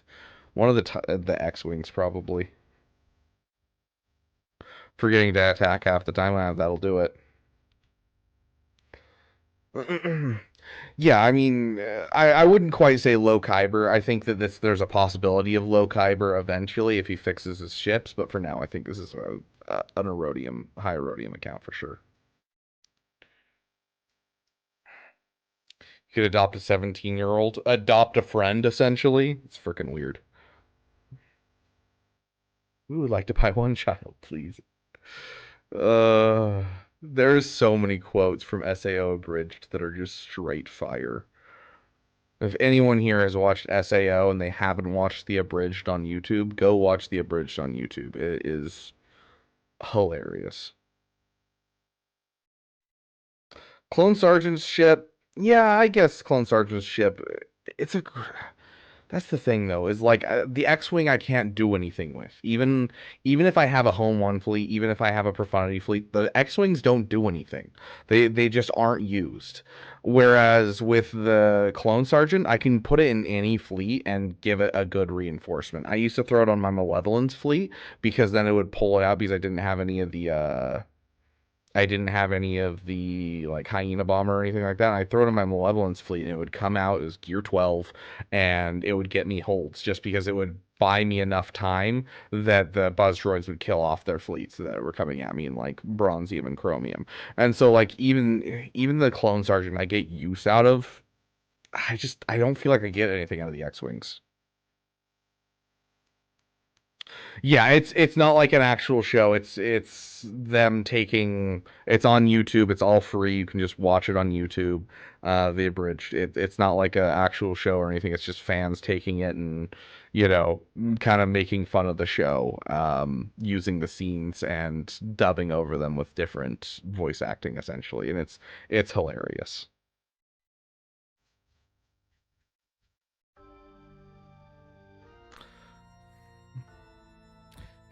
No shot. You've seen SAO abridged? Yeah, I have. SAO was like the first full anime I ever watched. I promised a buddy of mine that I would watch, because I had never watched anime before, and I promised a buddy of mine that I would watch the first season of SAO, and completely forgot about me telling him that. And then another buddy of mine was like, hey, you want to watch My Hero Academia with me and my other buddy? And I was like, sure, I guess. I'm not doing anything today. Went over, watched 2 episodes. I was like, anime is actually not bad. I enjoyed those 2 episodes enough that I'm willing to watch more anime.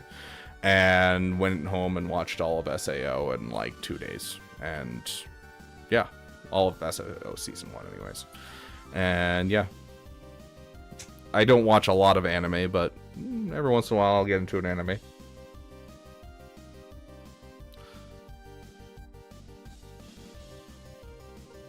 Porkins. Didn't they say Porkins will never come to this game, which is so sad?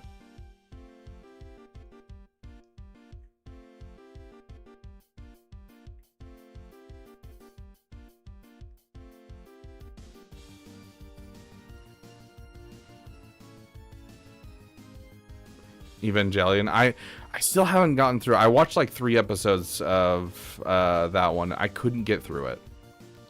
But to be fair, that was also true. I think I gave 3 episodes to Attack on Titan and I wasn't interested either. And I know a lot of people hate me for that one. SAO stands for Sword Art Online. It's an anime about people going into a VR game where it's like nerve gear versus like, you know, what we see as VR in real life.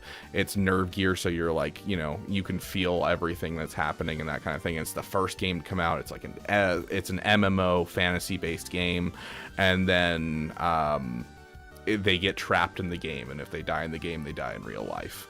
It was like the OG trope for that. Not the OG, but like the first one that did it anime wise, and it's just now a redone thing in anime over and over again.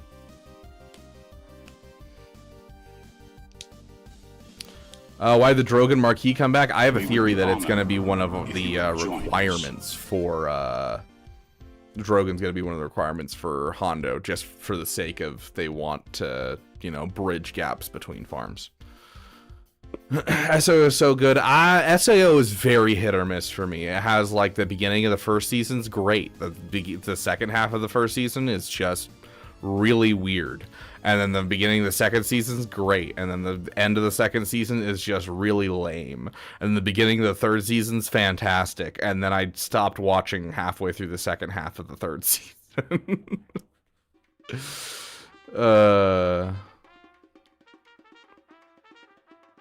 Anime is just too weird for me. It feels like so when you say anime is too weird for you, I do agree that anime tropes do get really weird, and I tend to avoid those types of animes for the most part. And it's the reason I don't watch a lot of anime. But to shut yourself out completely from anime, I don't think is ever a good thing, because it's a medium. It's not just, hey, it's these kind of shows. You can go watch romance. You can go watch, you know, a story about action. You can go watch a mystery. There's a ton of different things for literally anyone out there. So I do think that no matter who you are, there's probably an anime out there that you'll really enjoy.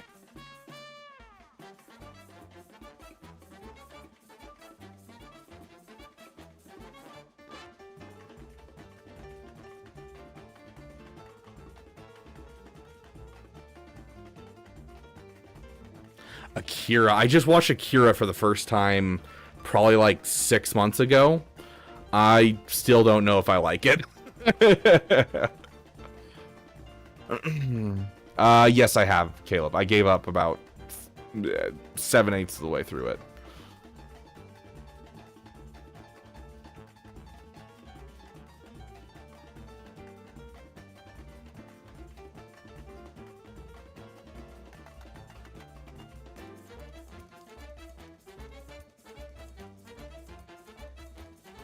The Drogon Marquis is back because it's Disability Pride Month.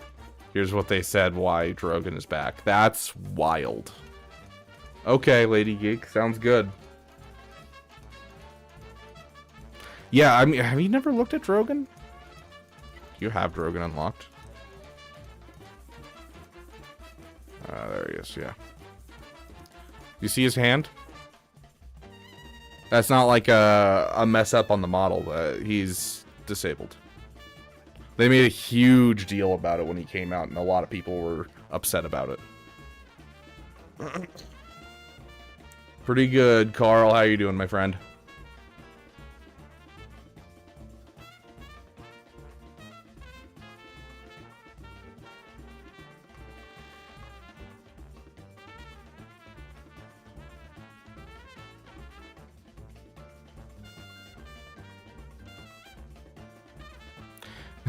Why you make Dragon part of hot dogs from Gorman would make no sense. Neither do half of the other requirements for different people. Credits will do fine. Okay, sounds good, Carrot Call. Thank you for the $5. We will get back on topic and start roster reviews. Let me just catch up on chat.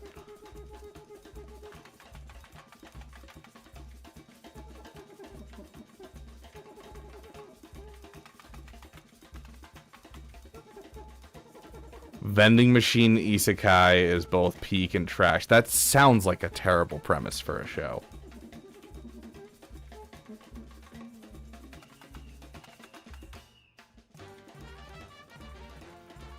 Yeah, Zai, have you watched A Silent Voice? Because that one wrecked me as well. I'm still on like the last 2 episodes of Violet Evergarden. I haven't finished that one yet. I had to take a break from it.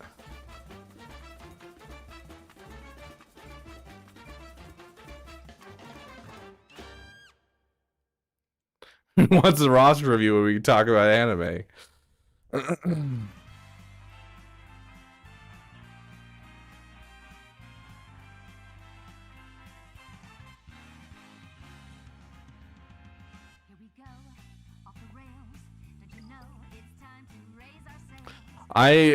So I have something to say about Star Wars anime. Star Wars Visions had the opportunity to be one of the most interesting things to me ever. I'm a huge Halo fan. I've always been a Halo fan since I was a kid. It's what I used to play with my dad on the weekends, even though we were, living states away from each other.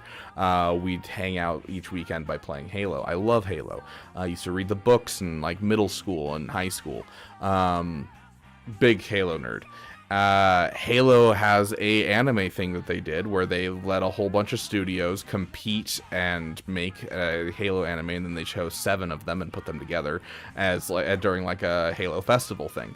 And because they made it a competition, all of these different people were basically going, oh hey, we have to make it Halo, we also have to make it anime, and blend those 2 together, and it worked really, really, really well, and made for some amazing stuff that I love going back and rewatching.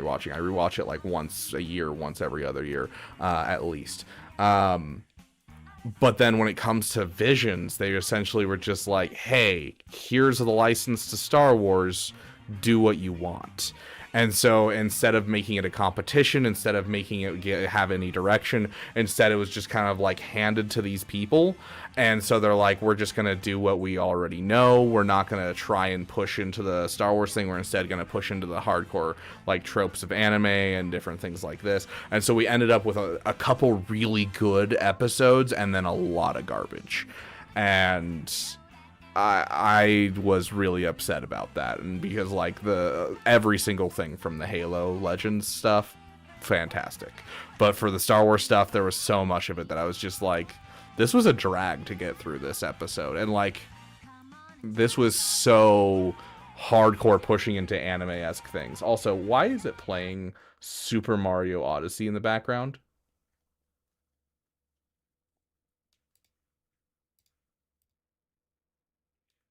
Why did it just drop out of our playlist? That was weird.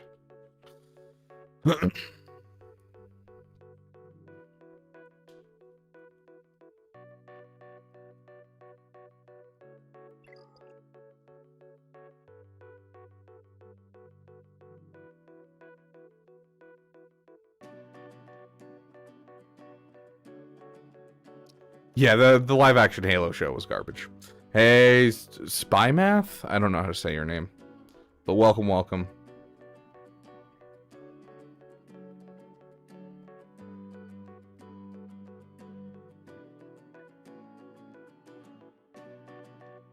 Yes, Boogie, that is exactly the problem, is it's a copyrighted song. I don't know how it jumped from my playlist into just random songs, but it did.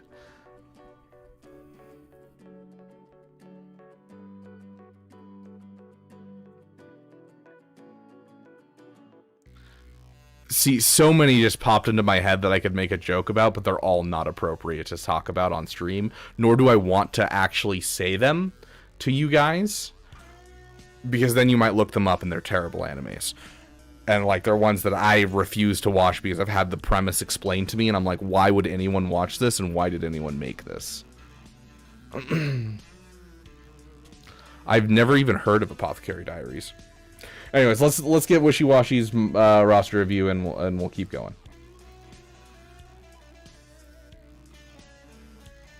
Technically, it can't get copyright struck by Nintendo because it's not the Nintendo version, but whoever did that cover of that song can copyright strike me.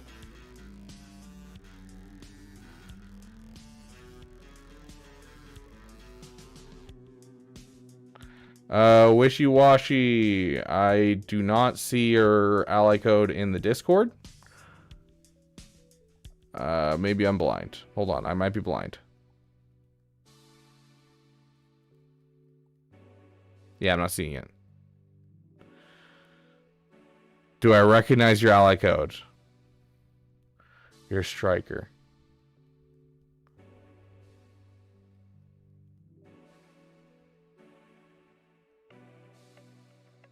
Striker Bolter?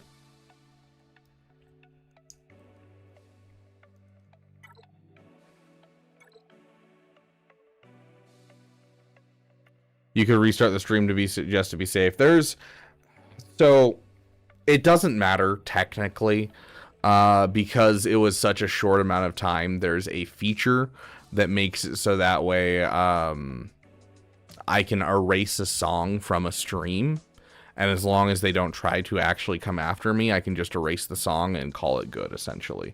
And that feature works. The one problem is if someone does a copyright strike like that, it means that my chat disappears. So anyone that watches this stream after it's actually live playing, they won't be able to see the chat except for over there on screen, which is really unfortunate and really dumb. So overall, it's not going to be much of a problem as long as it's not like multiple instances, or as long as it's not a super litigious company.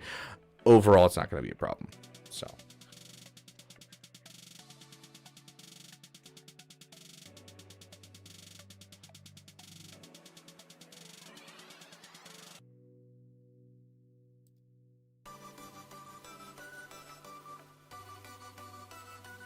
stream's perfectly healthy on my side.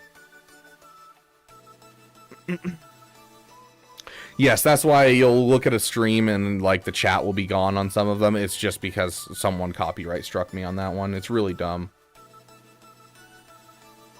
Spy math. Okay, very cool. I love that. I don't know if anyone remembers back when back when 2020 came around and everyone started not being able to go to school. There was that one teacher who went into Half-Life Alyx in VR and taught his class using like markers in Half-Life Alyx, and like would draw on the windows and do his equations on the windows in the game, and taught his math class that way for a little bit. Thought that was so fun.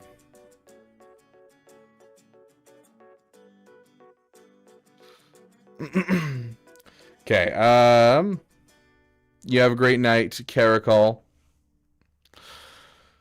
Okay, need help determining what to Zeta. I have 2 spare. Just got into Bronze, but I don't have enough teams for everything going for Ray Hard right now. We'll do Executor after.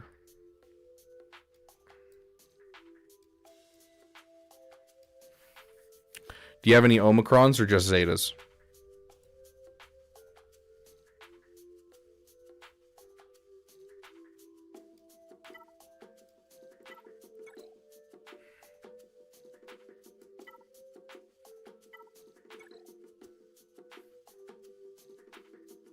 Just Zetas.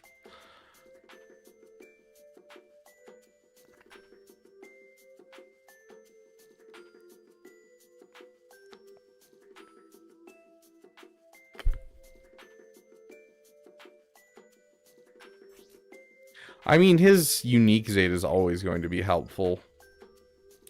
And he doesn't have an Aura Sing. So it wouldn't be a bad thing, and it's also going to help the ship. If you're looking for building a new team, like you need more teams, I would be looking at your Savage and your Qui-Gon for defense, so that way you can pull off more for offense.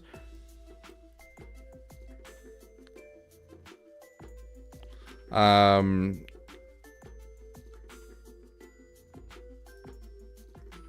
was the Zeta that I was just thinking of? Oh, and I'd put the other Zeta on Zori. This is a great defensive team. I would definitely put some investment. You already have the Finn Zeta. Drop the other Zeta on Zori. Starting Traya. Traya's a solid team, yeah. I mean, you start with Savage, obviously, because Savage can solo teams, and then you can build the rest of the Traya team for sure. Wishy-washy.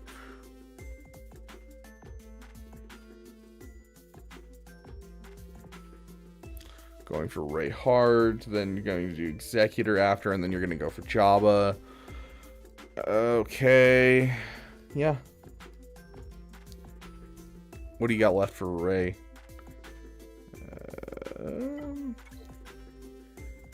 BB-8 and JTR.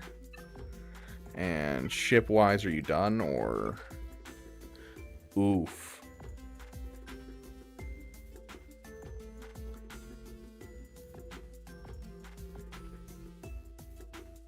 Hey Halsey, you just go to the Discord. There is a section in the Discord called Roster Reviews.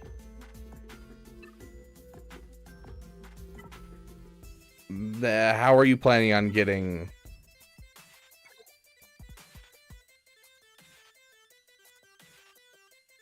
Yeah.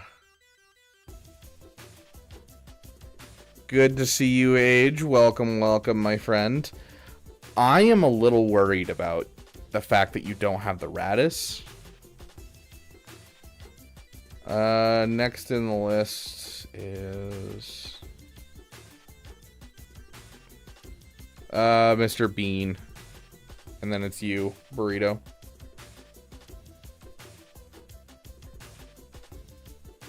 Oh yeah, all new teams can take him out easily, but we're not talking about an account that's going for new teams. We're talking about an account in Bronzium. Like, an account in Bronzium still going to get viable solos out of it no matter what. Especially because you're in Bronzium and Carbonite and Chromium, you're going to see those teams that the people have, like, yes, they technically can't be soloed by Savage, but thanks to the fact that they're Lightspeed bundles, they can be soloed by Savage because they're missing Zetas, mods, all that kind of stuff.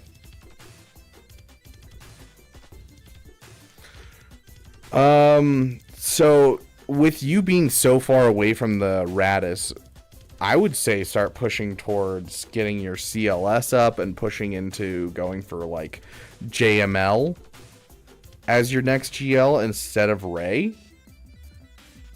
And then circle back around to Ray and be farming the ships for it. He's like, your Rebel Y-Wing's almost done for the JML, but you have nothing for the Radis. So I don't know. It's looking like at least 6 months before you can even like push for Ray. So I would go for JML. If you want to drop a Zeta on Zori. If you want to build a team, Savage first, then the Traya team. But I'd build that way. That'll get you a CLS team that you've already started putting work and Zetas into. That'll push you into JML. You already have the Lightspeed bundle that gives you all the crap requirements for JML, so you don't have to actually farm those. And you can get JML into your roster, start doing good in Conquest, and then you can start pushing into Jabba, and you can come back to Ray eventually. Okay, if you're about willing to buy the Radis Lightspeed bundle, then I can fully understand you finishing the Relic 7s first. Okay, sounds good. I don't know how long it's going to be before we see those again, but I'm fully okay with that if you're willing to buy that Lightspeed bundle. Because at that point, you have that done. You buy the Lightspeed bundle. It happens every single day. It takes you like a week and you get Ray. So I 100% can get behind that.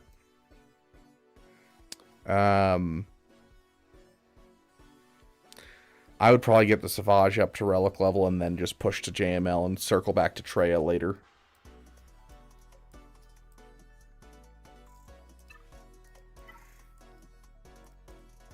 Unless you're close on this.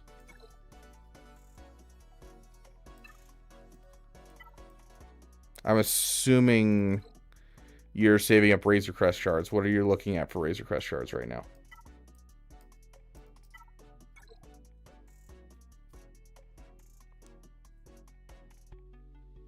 Oh, just popped my ankle and felt great.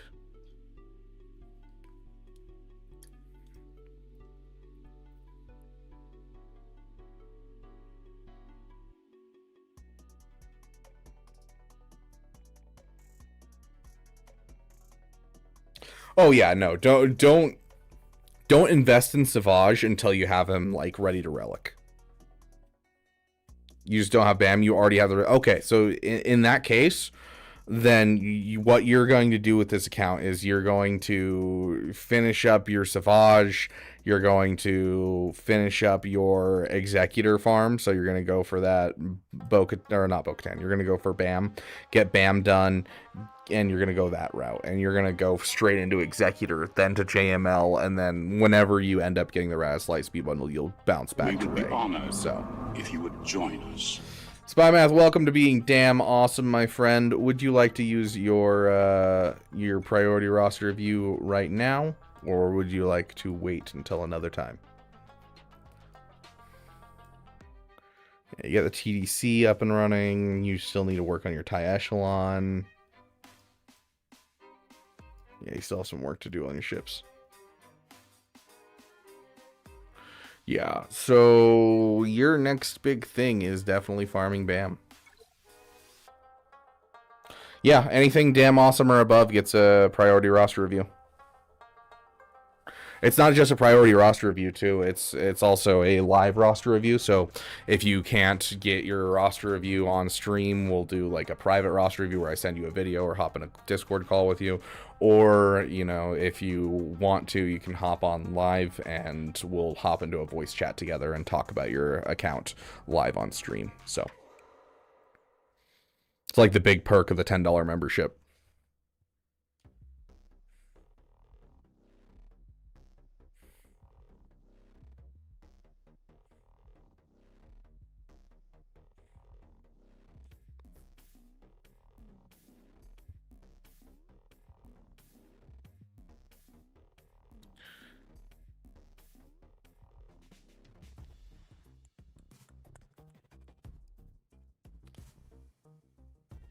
Yeah, so we have a Grief Karga, but Karadunt, dang. Yeah, you're behind on your shard farming, dude. So start farming BAM like right now. Farming the shards for BAM. So let me think about how I would suggest this. So you're gonna finish the Ray requirements. Then you're going to start heading towards Jedi Master Luke, aka you are going to relic up your CLS team. It'll give you another great team for your GAC, and it's also going to, you know, push you towards Jedi Master Luke. And then in that time while you're farming that, you are going to be farming the shards to get BAM.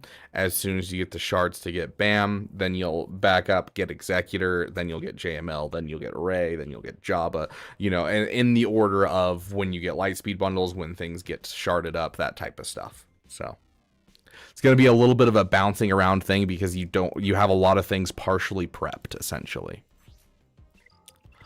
Mod wise, definitely a big jump from here to here. You definitely need to work on your mods. If you haven't already, go watch my mod video. It'll go through, you know, mod farming, as well as, you know, basic how to not take it too far, that type of thing. And remember, mods are not girlfriends. You can't fix her. I thought the big perk was the green name. No, it's actually the big perk is being able to use the Beaver in a maid costume emoji. That's the biggest perk of having a membership. Should I finish CLS before I go for BAM? I think I just answered that question for you. So, be farming BAM in the background because it's going to be a long-term farm. I mean, you have a 4-star Cara Dune, and Cara Dune is a hard node farm, which means that you're going to be farming her for a couple months. So.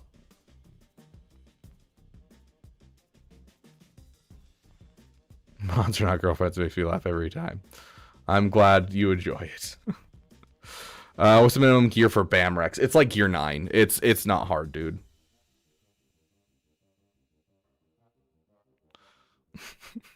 Gosh, burrito.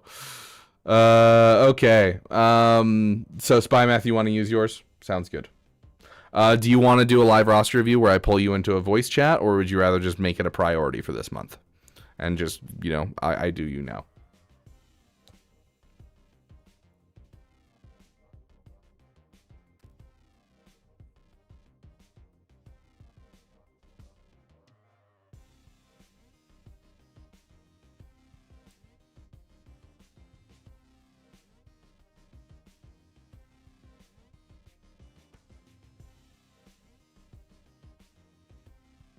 Oh, you're someone from the People's Guild. Very cool.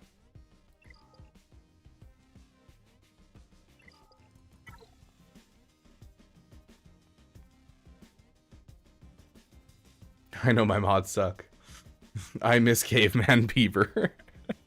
I'm glad you guys enjoyed that stream. I didn't know if anyone would actually enjoy that stream, but I had agreed to it during the last Damathon, and so I was like, I'm gonna do this. Hello there. Tiny Bubbles, welcome to the Beaver Dam, my friend. And we hit a follower goal. 490. Hey, we're only 10 away from 500 followers. Do you ever twirl your mustache? My mustache doesn't get long enough to twirl it. I wish, though. I do play with my chin hair. The hairs on my chinny chin quite often, though. But yeah, my mustache doesn't grow very well, unfortunately. Otherwise, I'd go all in on facial hair because this doesn't connect. It's really annoying. Tiny Bubbles? How dare you assume that you weren't already special? Because you are.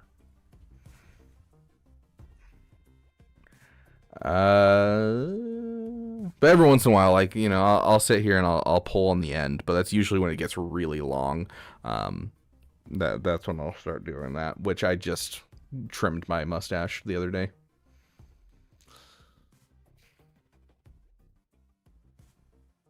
If you get to mine, do it as Cave Beaver. Okay, so what are we looking at here? I'm in the People's Guild, strictly free to play. Yes, you get kicked out if you spent. Yes. It is so hard not to troll you guys. Festo coming in with the 5,000 ARS. That's it's Argentinian, isn't it?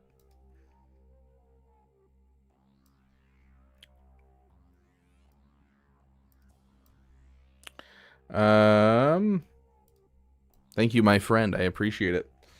You sure are a gentleman and a scholar. Are you Nooch too good in disguise? I swear he says that like every 5 minutes. CLS not required for JML. He himself is not required. Jedi Knight Luke is required, who requires CLS. Why would any troll my guild? Well, imagine with me for a moment.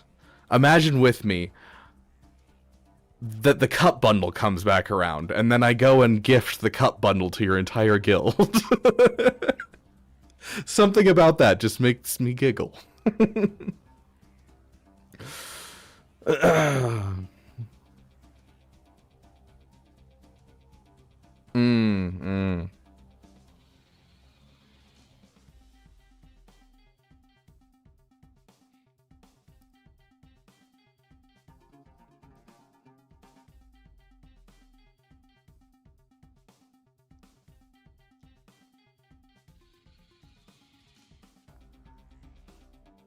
Can I?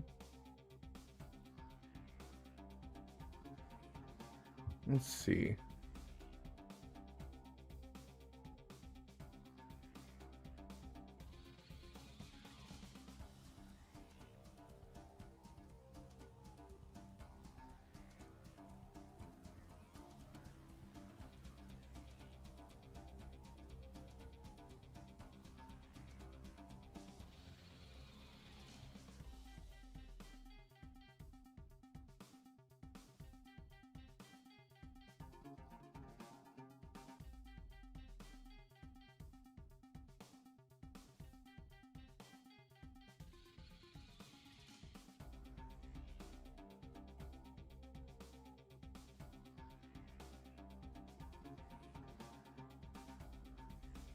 Sorry, I gotta take care of something real quick.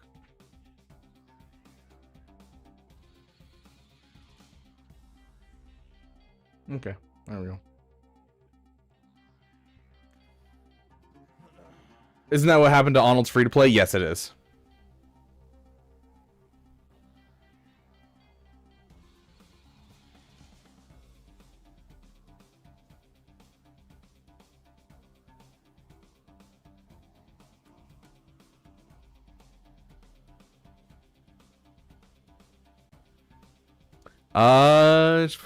Farmable tomorrow? Yeah, I think so. I believe so. Yeah, because we had a straight era, so that means there's no gaps whatsoever. So yes, we should have Disguise Clone Trooper done. Like it should be farmable tomorrow. Is there a way to mass cleanse with CLS? No. That's why you mod your Wookiees for tenacity typically. Yes, Shackdag. Yes, he does. You can't decline gifts. That's the big problem, Zai, is you can't decline gifts. It happens. And it's like... anyways, I'm in the People's Guild, strictly free to play. If you spend a cent, you get booted just doing Executor, Jabba, and new stuff. Okay, so, I mean, this is an alt account, so I'm not going to warn you away from doing new stuff, obviously. Because it's an alt account. You do what you want. I'm not worried about you quitting the game. Because you're so early, I know your guild leader suggests this, and I'm going to push it and agree with him. Master Qui-Gon and Padawan Obi-Wan, you already have them at 7 stars. Get them up to that Relic 7. It's a really good amount of materials for especially this early of an account. Definitely going to be nice. I do like the idea of Executor and Jabba. Executor and Jabba is a fantastic idea for an early account like this. I would probably do Jabba then Executor, but it looks like you're doing more of the Executor pushing first, which is not a bad thing. Let's take a look at your speeds. Overall, could use some more speed. Where's your Qui-Gon? What's up with the Relic Anakin? The Relic Anakin's a little weird. Where's your Qui-Gon? Am I blind? I probably am. There he is. Where's your Omicron, bruh?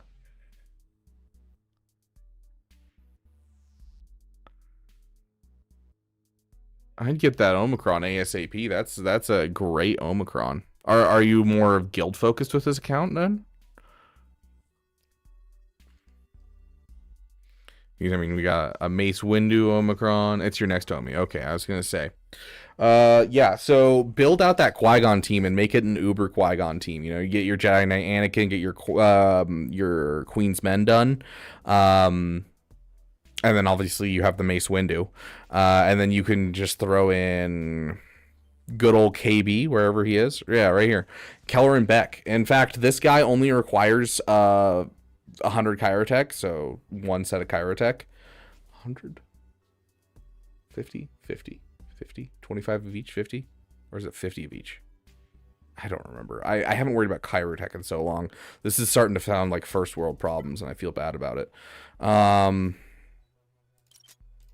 50 of each. 100 Chirotechs total. 50 of each. So it only costs 100 Kyrotex to get him up to like gear 10, and even at gear 10, throw the Omicron on him, and he's going to be fantastic in your territory wars. And so make an Uber territory war GAC team for your account. It's one that I believe Matt is also rocking right now and really enjoying. Love seeing the early game Phoenix.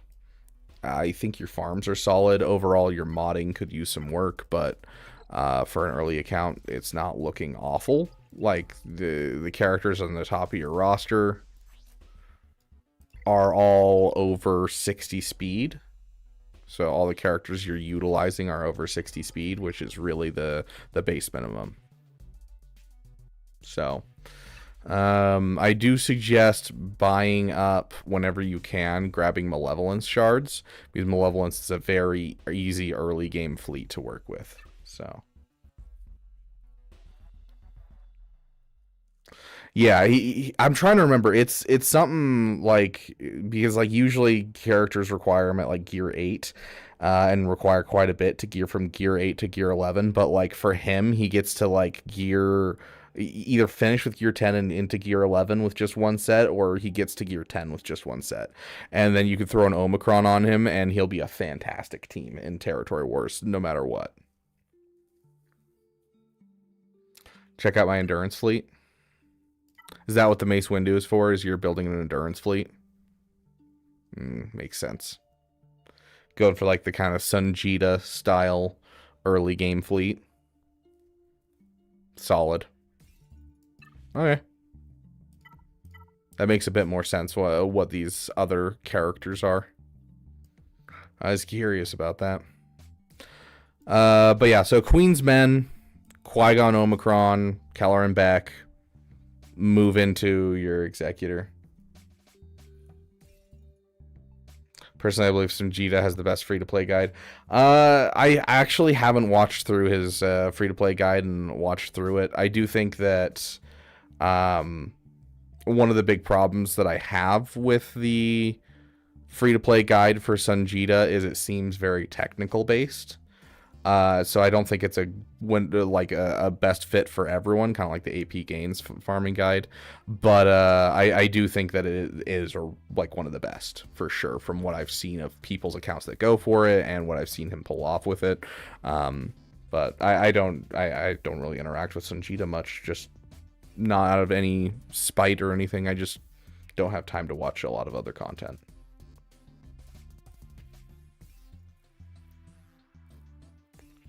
Somehow I'm subbed. You probably got, I'm pretty sure you got gifted a sub 2 days ago, Coke. Just my fleet shard has 30 executors and 3 Leviathans. It's ridiculous. Yeah, it sounds about right for a free-to-play account nowadays.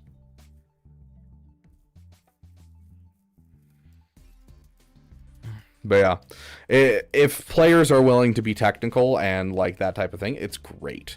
One of the big problems is most people getting into this game are casual, and so I think something like Arnold's free-to-play guide is one of the better things, because you can get a natural power scaling, you can get your first GL, and it feels really good, rather than, you know, just being completely efficient. And I think that was something with AP Gains. I also disagree with what AP Gains was going for in some cases.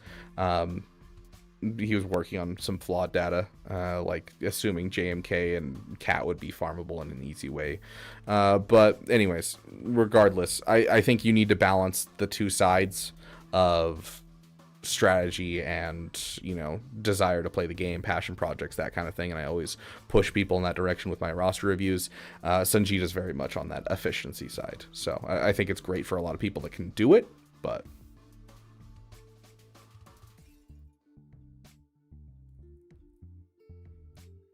I think I subscribed after a video about Mommy Mando. I found the name so funny.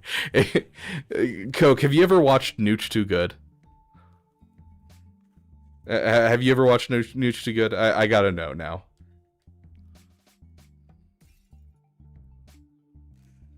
Yeah, so if you go to the member perks on my channel, now that you are a member, there is a roster review where Nooch does a roster review for my roster.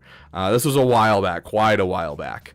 But you get to hear his reaction to hearing Mommy Mandalore for the first time, and it is honestly one of my favorite clips on this channel. Okay, good. Yeah, you saw it. Good. That was so much fun. Like, that was so great. Anyways, looks like a solid account. I like where it's going. Do Twitch subscribers get access to members-only videos? Unfortunately, no. I don't have any way that I can do that. Short of, like, setting up, like, a outside Patreon and encouraging you guys to not do memberships at all. And that's just way too much effort for both me as well as you guys. Typically, it just causes more problems than anything else. So.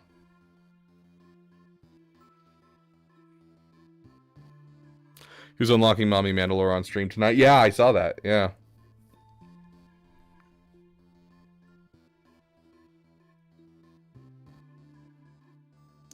Yeah, I've tried. I couldn't get anyone Wep.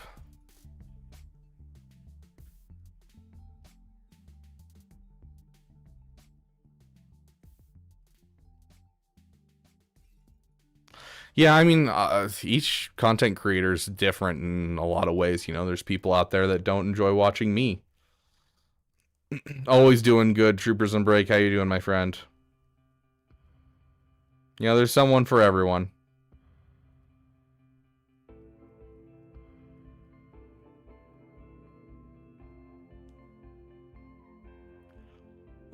Pretty good so far. You know, we're just doing some roster reviews. Speaking of, we got like time for like 4 more if we speed run them with the 5-minute timer. Do we have any other paid for roster reviews? Let me double check. I don't think so.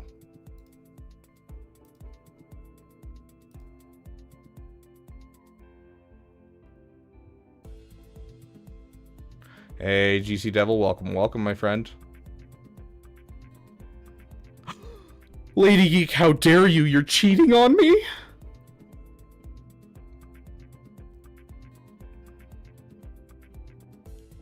I honestly prefer you to Arnold because you're curious well enough to answer questions of Puppet Chat. Well, thank you, Shackdag. I appreciate it. Yeah, for sure, Spymath. I'm curious what your main account looks like. But yeah, alt accounts are always rough to give a roster review to because it's just like a lot of it is kind of like just have fun, go for the passion projects. There's nothing wrong with a little PP, especially on an alt account. So, Mr. Bean, are you here, my friend?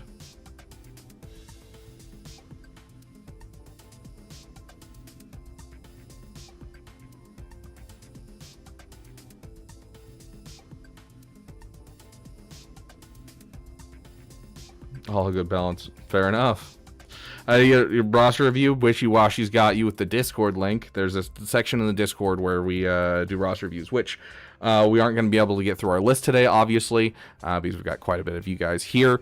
But we start with a new list each stream, and if you guys go up here to the very top, there's a section called Channels and Roles. Scroll to the bottom. You can click right here. You'll be notified every time I go live for roster reviews, so you won't miss out on getting yourself a roster review. If you click that button again, it'll remove your role, so that way you don't get pinged about roster reviews. So if you get your roster review done and you're like, I don't need one for a couple months, you can just click that and you won't be notified anymore.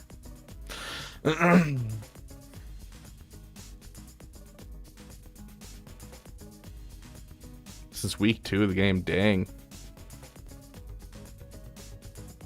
I gotta go in like 5 minutes. The plan was to give you a 5-minute roster review anyways, Mr. Bean, so I guess that works out for both of us. Just finished SLKR quick mod check on SLKR specifically. Let's take a look. He is good on speed. In fact, he's a little too fast, but that's not a bad thing with SLKR. Like, there's not like a maximum speed for him, so it looks absolutely sexy. Love the SLKR.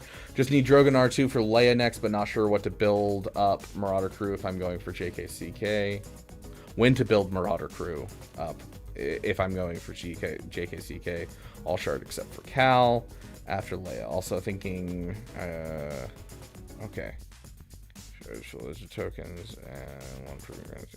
I still need one Zeta on SLPR. Is that press the advantage? I mean, if you're using them on defense, I highly suggest to press the advantage. Otherwise, you can. It's a skippable Zeta. What do you think? Are you willing to switch guilds? I think that's kind of the big question here, is if you're willing to switch guilds. I wouldn't hurry the Malgus. You're talking about hurrying a Malgus. I don't think hurrying a Malgus is necessarily a good thing. Just because you already have a lot of other scattered farms going on. You're about to switch guilds for JKCK. Okay.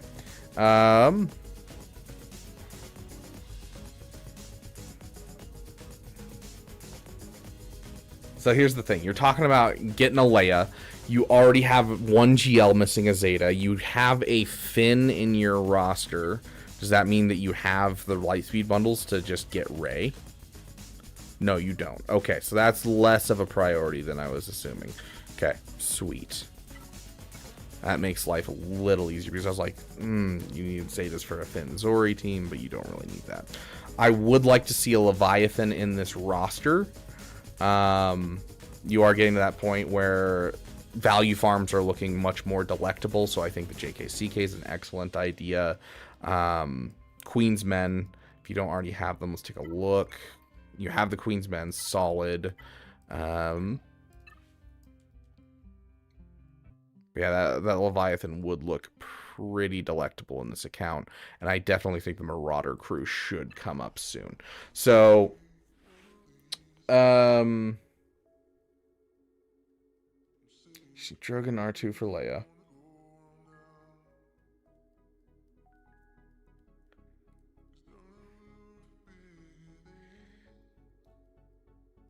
I would probably do the Marauder crew next.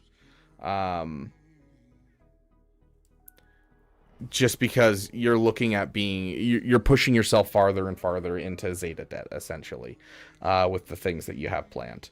And so by going for the Marauder crew, it'll give you a little break to build up some Zetas. Additionally, going for a Leviathan sooner rather than later is also going to give you time to go for Leviathan. I would think focusing on ships, focusing on mods, that type of thing, and like prep sharding for things, or, you know, getting shards for ships is really going to be the key here, because it looks like you're a little behind on your Zetas.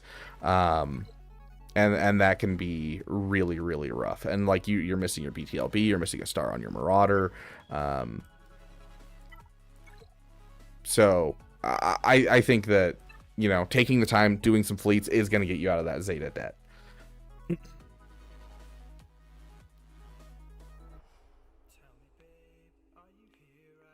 Sorry, the ship's all ready for Leviathan. Perfect, sweet.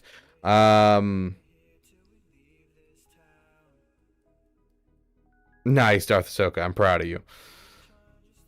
Yeah, so keep those Zetas on you for now, just to make sure you can get some good stuff.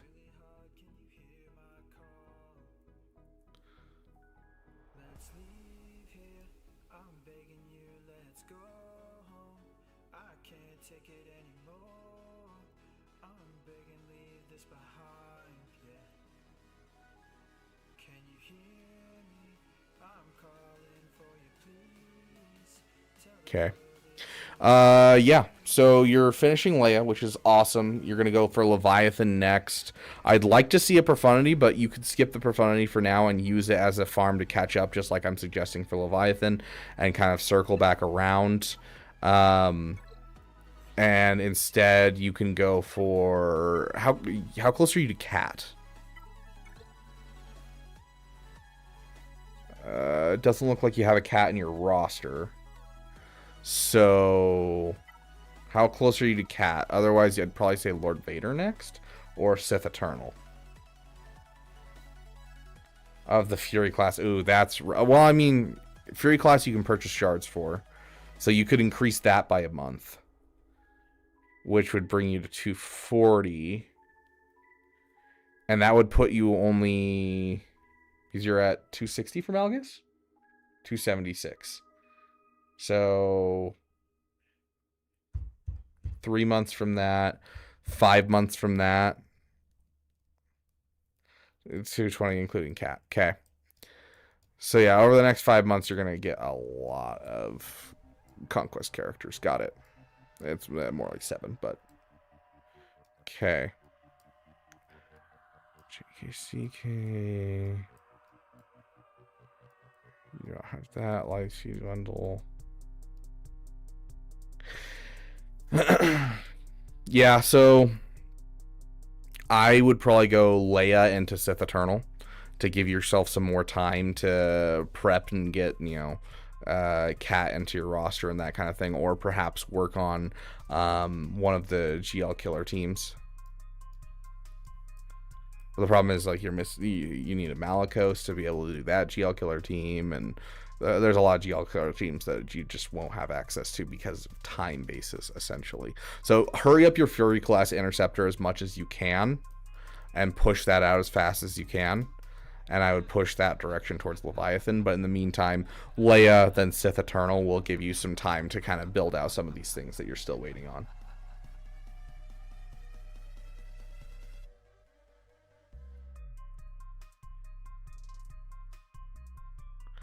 That's what you so you can look at my account and say you didn't do it. I told you to. Those roster reviews are so confusing because they'll come to me and they'll be like, what should I do? And I'll tell them, and then they leave, and then they come back and they're like, okay, I want another roster review. And I'm like, you didn't do anything I told you. Am I just going to tell you something? He's like, I'm essentially going to tell you the same thing, and you're just not going to do it again.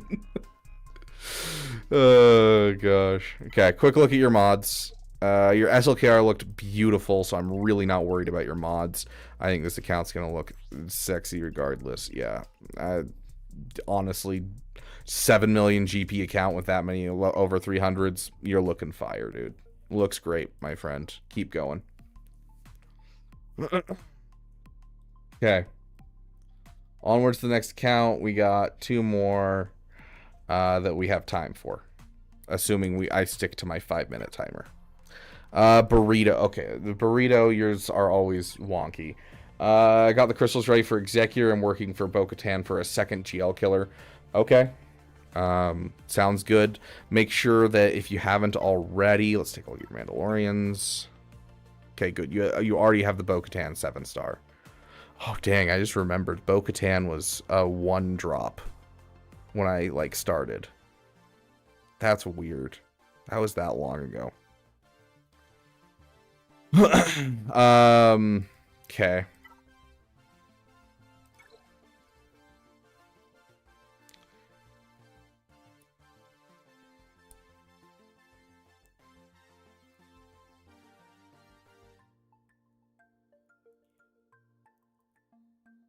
Oh yeah, you don't need Zetas for tier 0 Bad Batch. I do it with Gear 8 with just some good mods, and that's essentially it. If you bring them up a little bit higher in gear or higher in stars, you're gonna have 0 problems. Yeah, I'm assuming though. I mean, with good mods, Lady Geek, it's literally like the breeziest breeze you've ever done. So I'm gonna assume that even after the changes, if you at least have like hot utils to switch around mods or have mod profiles, you'll be able to still do it with 0 problems. But I'll be doing some testing. I'm keeping my Bad Batch at Gear 8, prepped for when the changes happen, so that way I can test it for you guys. So you're looking to become part of the 2%. Very nice. You already have the baby bow, which is great. I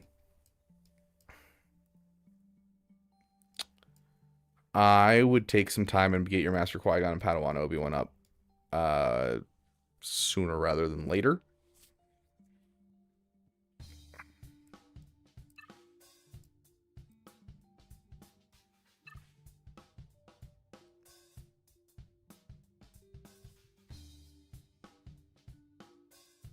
So I'd probably finish your Bo-Katan, then do your Padawan Obi-Wan Master Qui-Gon up to Relic 7, and then, as much as I want to say rush Profundity, you can. If you want to go for the triple middle figure. I know we talked about that before, Burrito.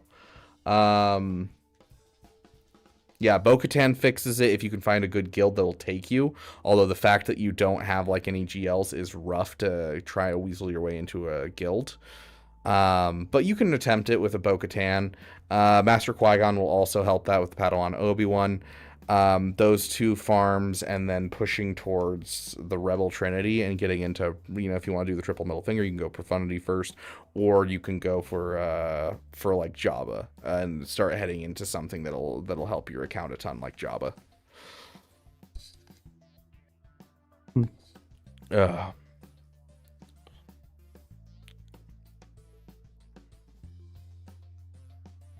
Can I gear to level 48 Caloran Beck solo tier 0? The answer is no. How long until the Leia unlock stream? We'll see. It just depends on how long it takes me to finish the last couple of characters I have. I don't think it'll be longer than like a couple weeks, honestly. Okay. We'll take a quick look.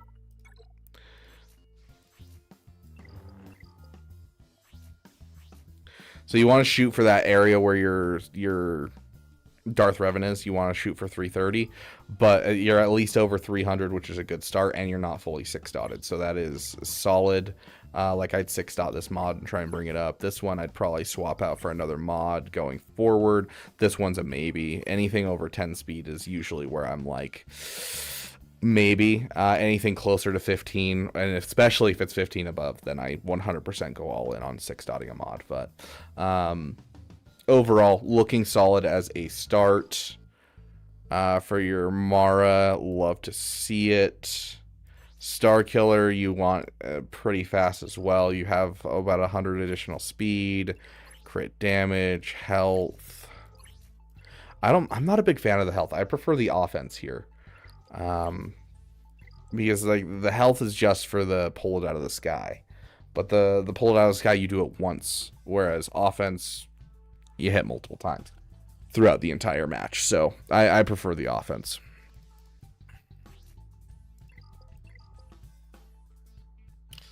But overall, looking like some solid mods to start. Can I do better mods on Star Killer himself? Yeah, I would switch his cross to offense, and overall, like, offense health, solid, decent, good. That's what I would suggest.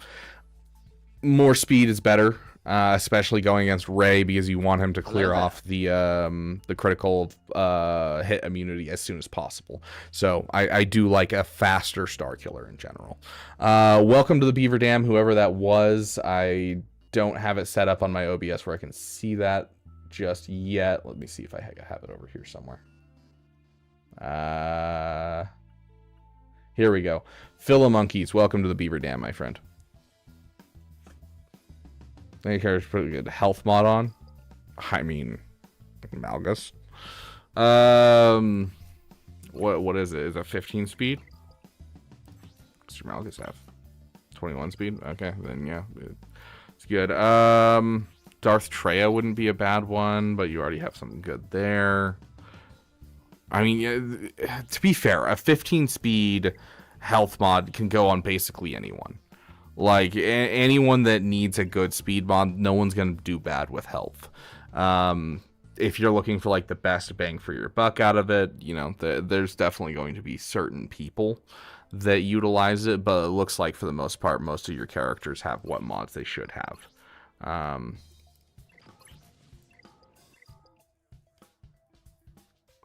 So, like, whoever you want to put it on to increase their speed, do it. Eventually, you can throw it on, like, I don't know, throw it on Paz Vizsla or something as you go that direction. Glad you're enjoying it, Philomonkeys. Going 600k from Tarkin, Gear 12 solo, and Bad Batch, then maybe go for Kellenbeck team if time after Executive Relic. My Geo's about 2 months, I hope. Is this for your alt account then, Spy Math, that we're talking about?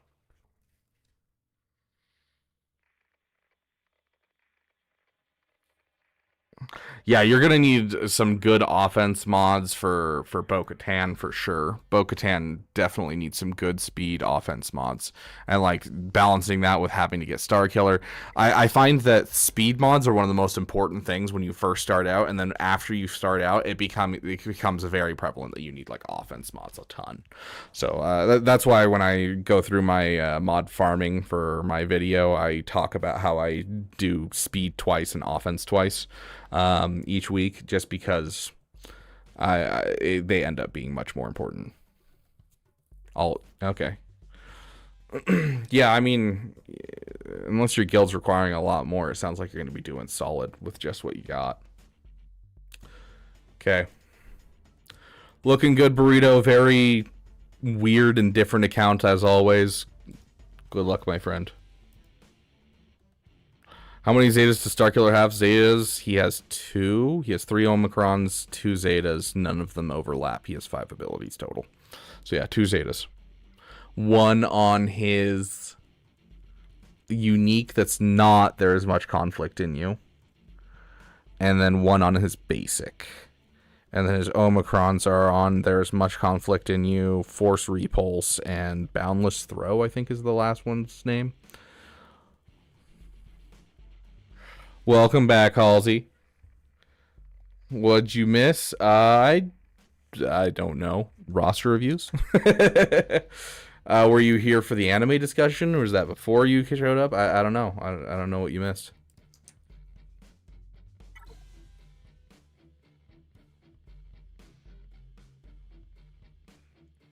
Okay, so 40 Zeta totals. To be fair, Starkiller doesn't necessarily need any of his Zetas. His Zetas are nice. His Zetas are good. He doesn't necessarily need them. So, up to you if you want to put them on early or you want to wait a while to put them on. They aren't like they're going to kill you. If you have the Omicron on, there's much conflict in you, that's basically all you need to get him to do most things. Agreed, Halsey. 100% agreed. Who is the best non-tank that functions as a tank? It's 100% Savage Oppress. Savage is just... He is the tankiest non-tank ever.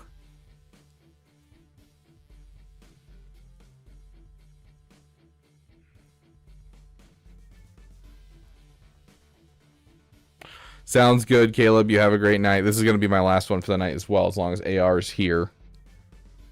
Is AR here? That is the question.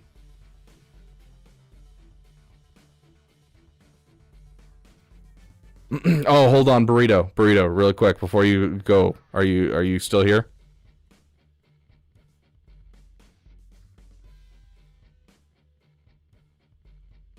Can you wait 3 minutes?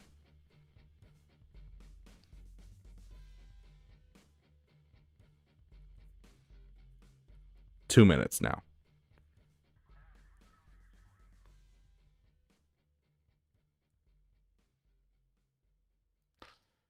Okay, AR, let's jump in with this. Was going after Mace, but changed my mind, only might finish the clones now. Now doing Bo-Katan Mandalore. Also, next month we'll unlock all Proving Grounds characters before Quad May. Need to field more teams after GAC promotion. Okay, need to field more teams usually means you just need to bring more on offense versus just giving yourself more teams.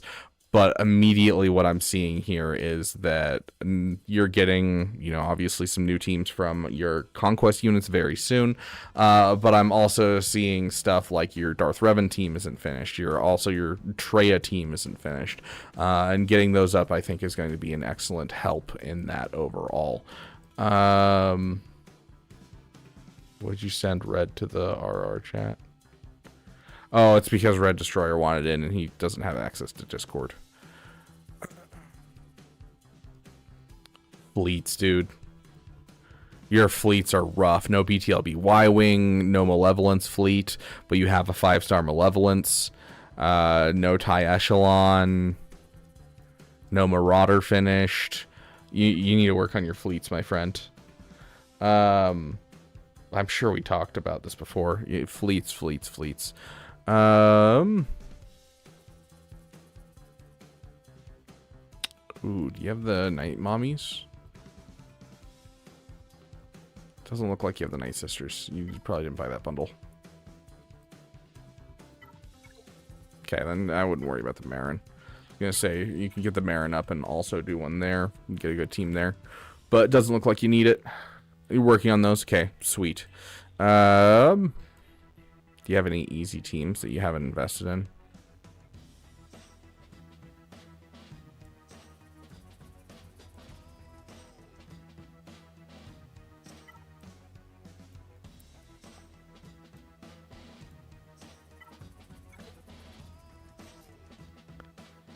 This right here could give you an easy team right now. Even just dropping mods on him, you don't even need to give this guy a Zeta. Just drop some mods on these characters and call it a day. Like, this is an excellent team that I feel like you're sleeping on.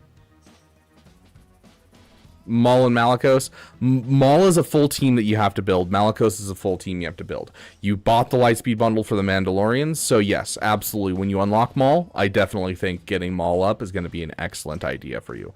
If you're JKCK ready, yeah, looks like you're JKCK ready. I would say Malicos would be a viable one. It's going to be a lot of Omicrons. I would go for the Maul first. Minimal Zeta investment gets you a great team that you can utilize. I'm going to say go for the Phoenix as well. Once again, minimal Zetas, great team that you can get up. And then I'd probably do the Sith Empire as well to help you with where you're at right now. Besides that, if you want to get the Sith Empire, I would say go for it. But I'd also just say, as soon as you unlock Malekith, you should go for Leviathan. This account's kind of in that sweet spot of you should go for Leviathan. Bo-Katan Mandalore is not bad, especially if you're willing to switch guilds. It sounds like you're going to be building a lot of just essentially GL killer teams. You're looking at Bo-Katan Mandalore, you're looking at Maul, you're looking at Malicos. Sounds great. But I would focus on some low Zeta investment teams that you can get up and running and do some good stuff with. And those ones are the ones that I would suggest. Sounds great, Spy Math. You have a great night, my friend. You're years away shipside from Leviathan. I mean, finish what you have currently, because you definitely have a bunch of ships that like could be really good, but you just haven't worked on them. So finish that first, but then do add the farming of those ships to your list for sure.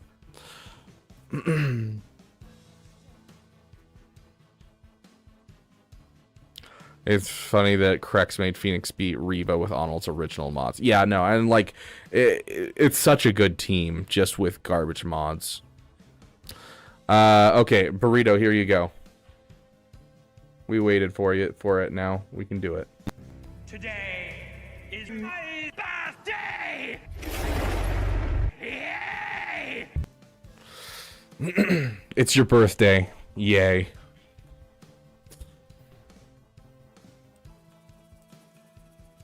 Anyways, quick look at your mods. I've got an alarm going off in the other room too. Crit damage instead of offense. Use some more speed overall. Decent speed on him. I like the tenacity cross. JML should be, yep, okay. But is that, yep. It's solid that you have this protection at least. I'd like to see him be around 545, like where you have him, but with a protection mod. But you have some decent mods there still. 500, not 10,000 damage. Oh. Just, yeah, switch this to an offense mod and you're good on Ray. C 500 speed. Is that with a speed arrow though? Yes. I would drop this for a health arrow, even if you have to drop like 20 speed. Switch it to a health arrow. So you have a couple different things on your GLs to fix. Darkside Rage being at 316 as your fastest character is a little slow. So overall, you do need to focus on your mods. Remember, they're not girlfriends, but overall looking good, my friend. I have not touched my outro screen, and I'm afraid to, so we're not going to use my outro screen today, because I know that when I ported over everything into OBS, it doubled up on everything, and so we'd have like 2 copies of everything on screen, including myself, and it's really wonky, so we're not going to do that. Have a great night, Burrito. Happy birthday, my friend. But thank you guys so much for being here. It's been a damn good time. Dude, it'll be funny. We'll see if it, like, if anything works on there. We will see what happens. Sure.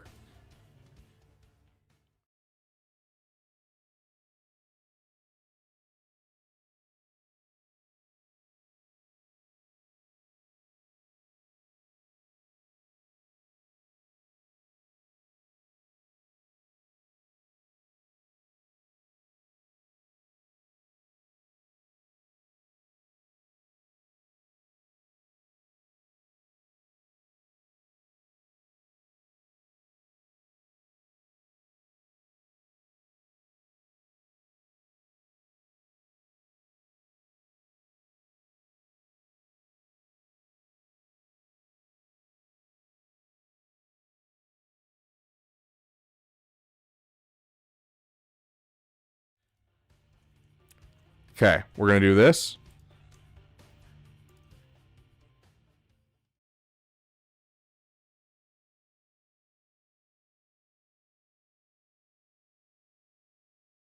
Oh, hold on. I'll figure this out, I promise.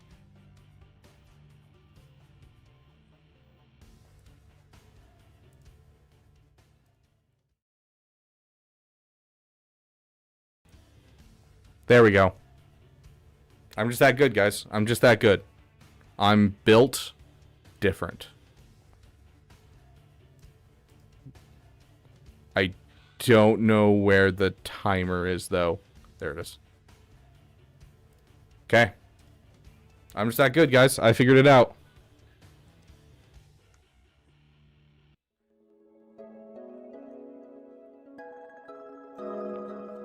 Thank you guys so much for being here. It's been a damn good time having you guys here, and it's a stable stream. I think that was a great test of OBS. I hope you guys enjoyed it.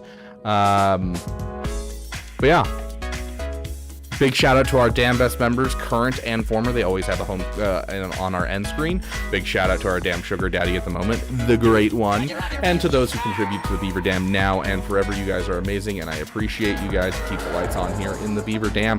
Big shout out to our new Damalee. If you are a new Damalee and you haven't already, go into your user settings in Discord, go under connections and sign into YouTube or Twitch, whichever one you have your subscription or membership through. And once you connect those to your Discord account, it'll give you access to the members only chat and all of that fun stuff, so you won't miss out on any of our stuff that we do for members only. Thank you guys so much for joining us. We do start with a new list each time we start on roster reviews, so make sure you go to the channels and rules section in the Discord, click that button for roster reviews so you're reminded whenever we go live for roster reviews, and you can get on the list early so you can make sure that you get a roster review. Thank you guys so much for being here. Let's go see if there's anyone still live at this late at night. I know it's the off week from GAC, so I doubt we're gonna see many people. But hey, we're definitely gonna try. Here we go. We're gonna raid on Twitch Meathead. He's over here. What is he playing? Star Citizen. So we'll go ahead and raid Meathead. He's live right now playing Star Citizen, and we'll send you guys over there. And then over on YouTube, let us see what we got. It doesn't look like anyone is live that I can see. Yeah, it doesn't look like anyone's live. So we'll, I don't know. Is there anyone live Star Wars wise? Perfect. Someone's building Star Wars Legos. We'll send you guys over there. Hopefully you guys enjoy it. But yeah.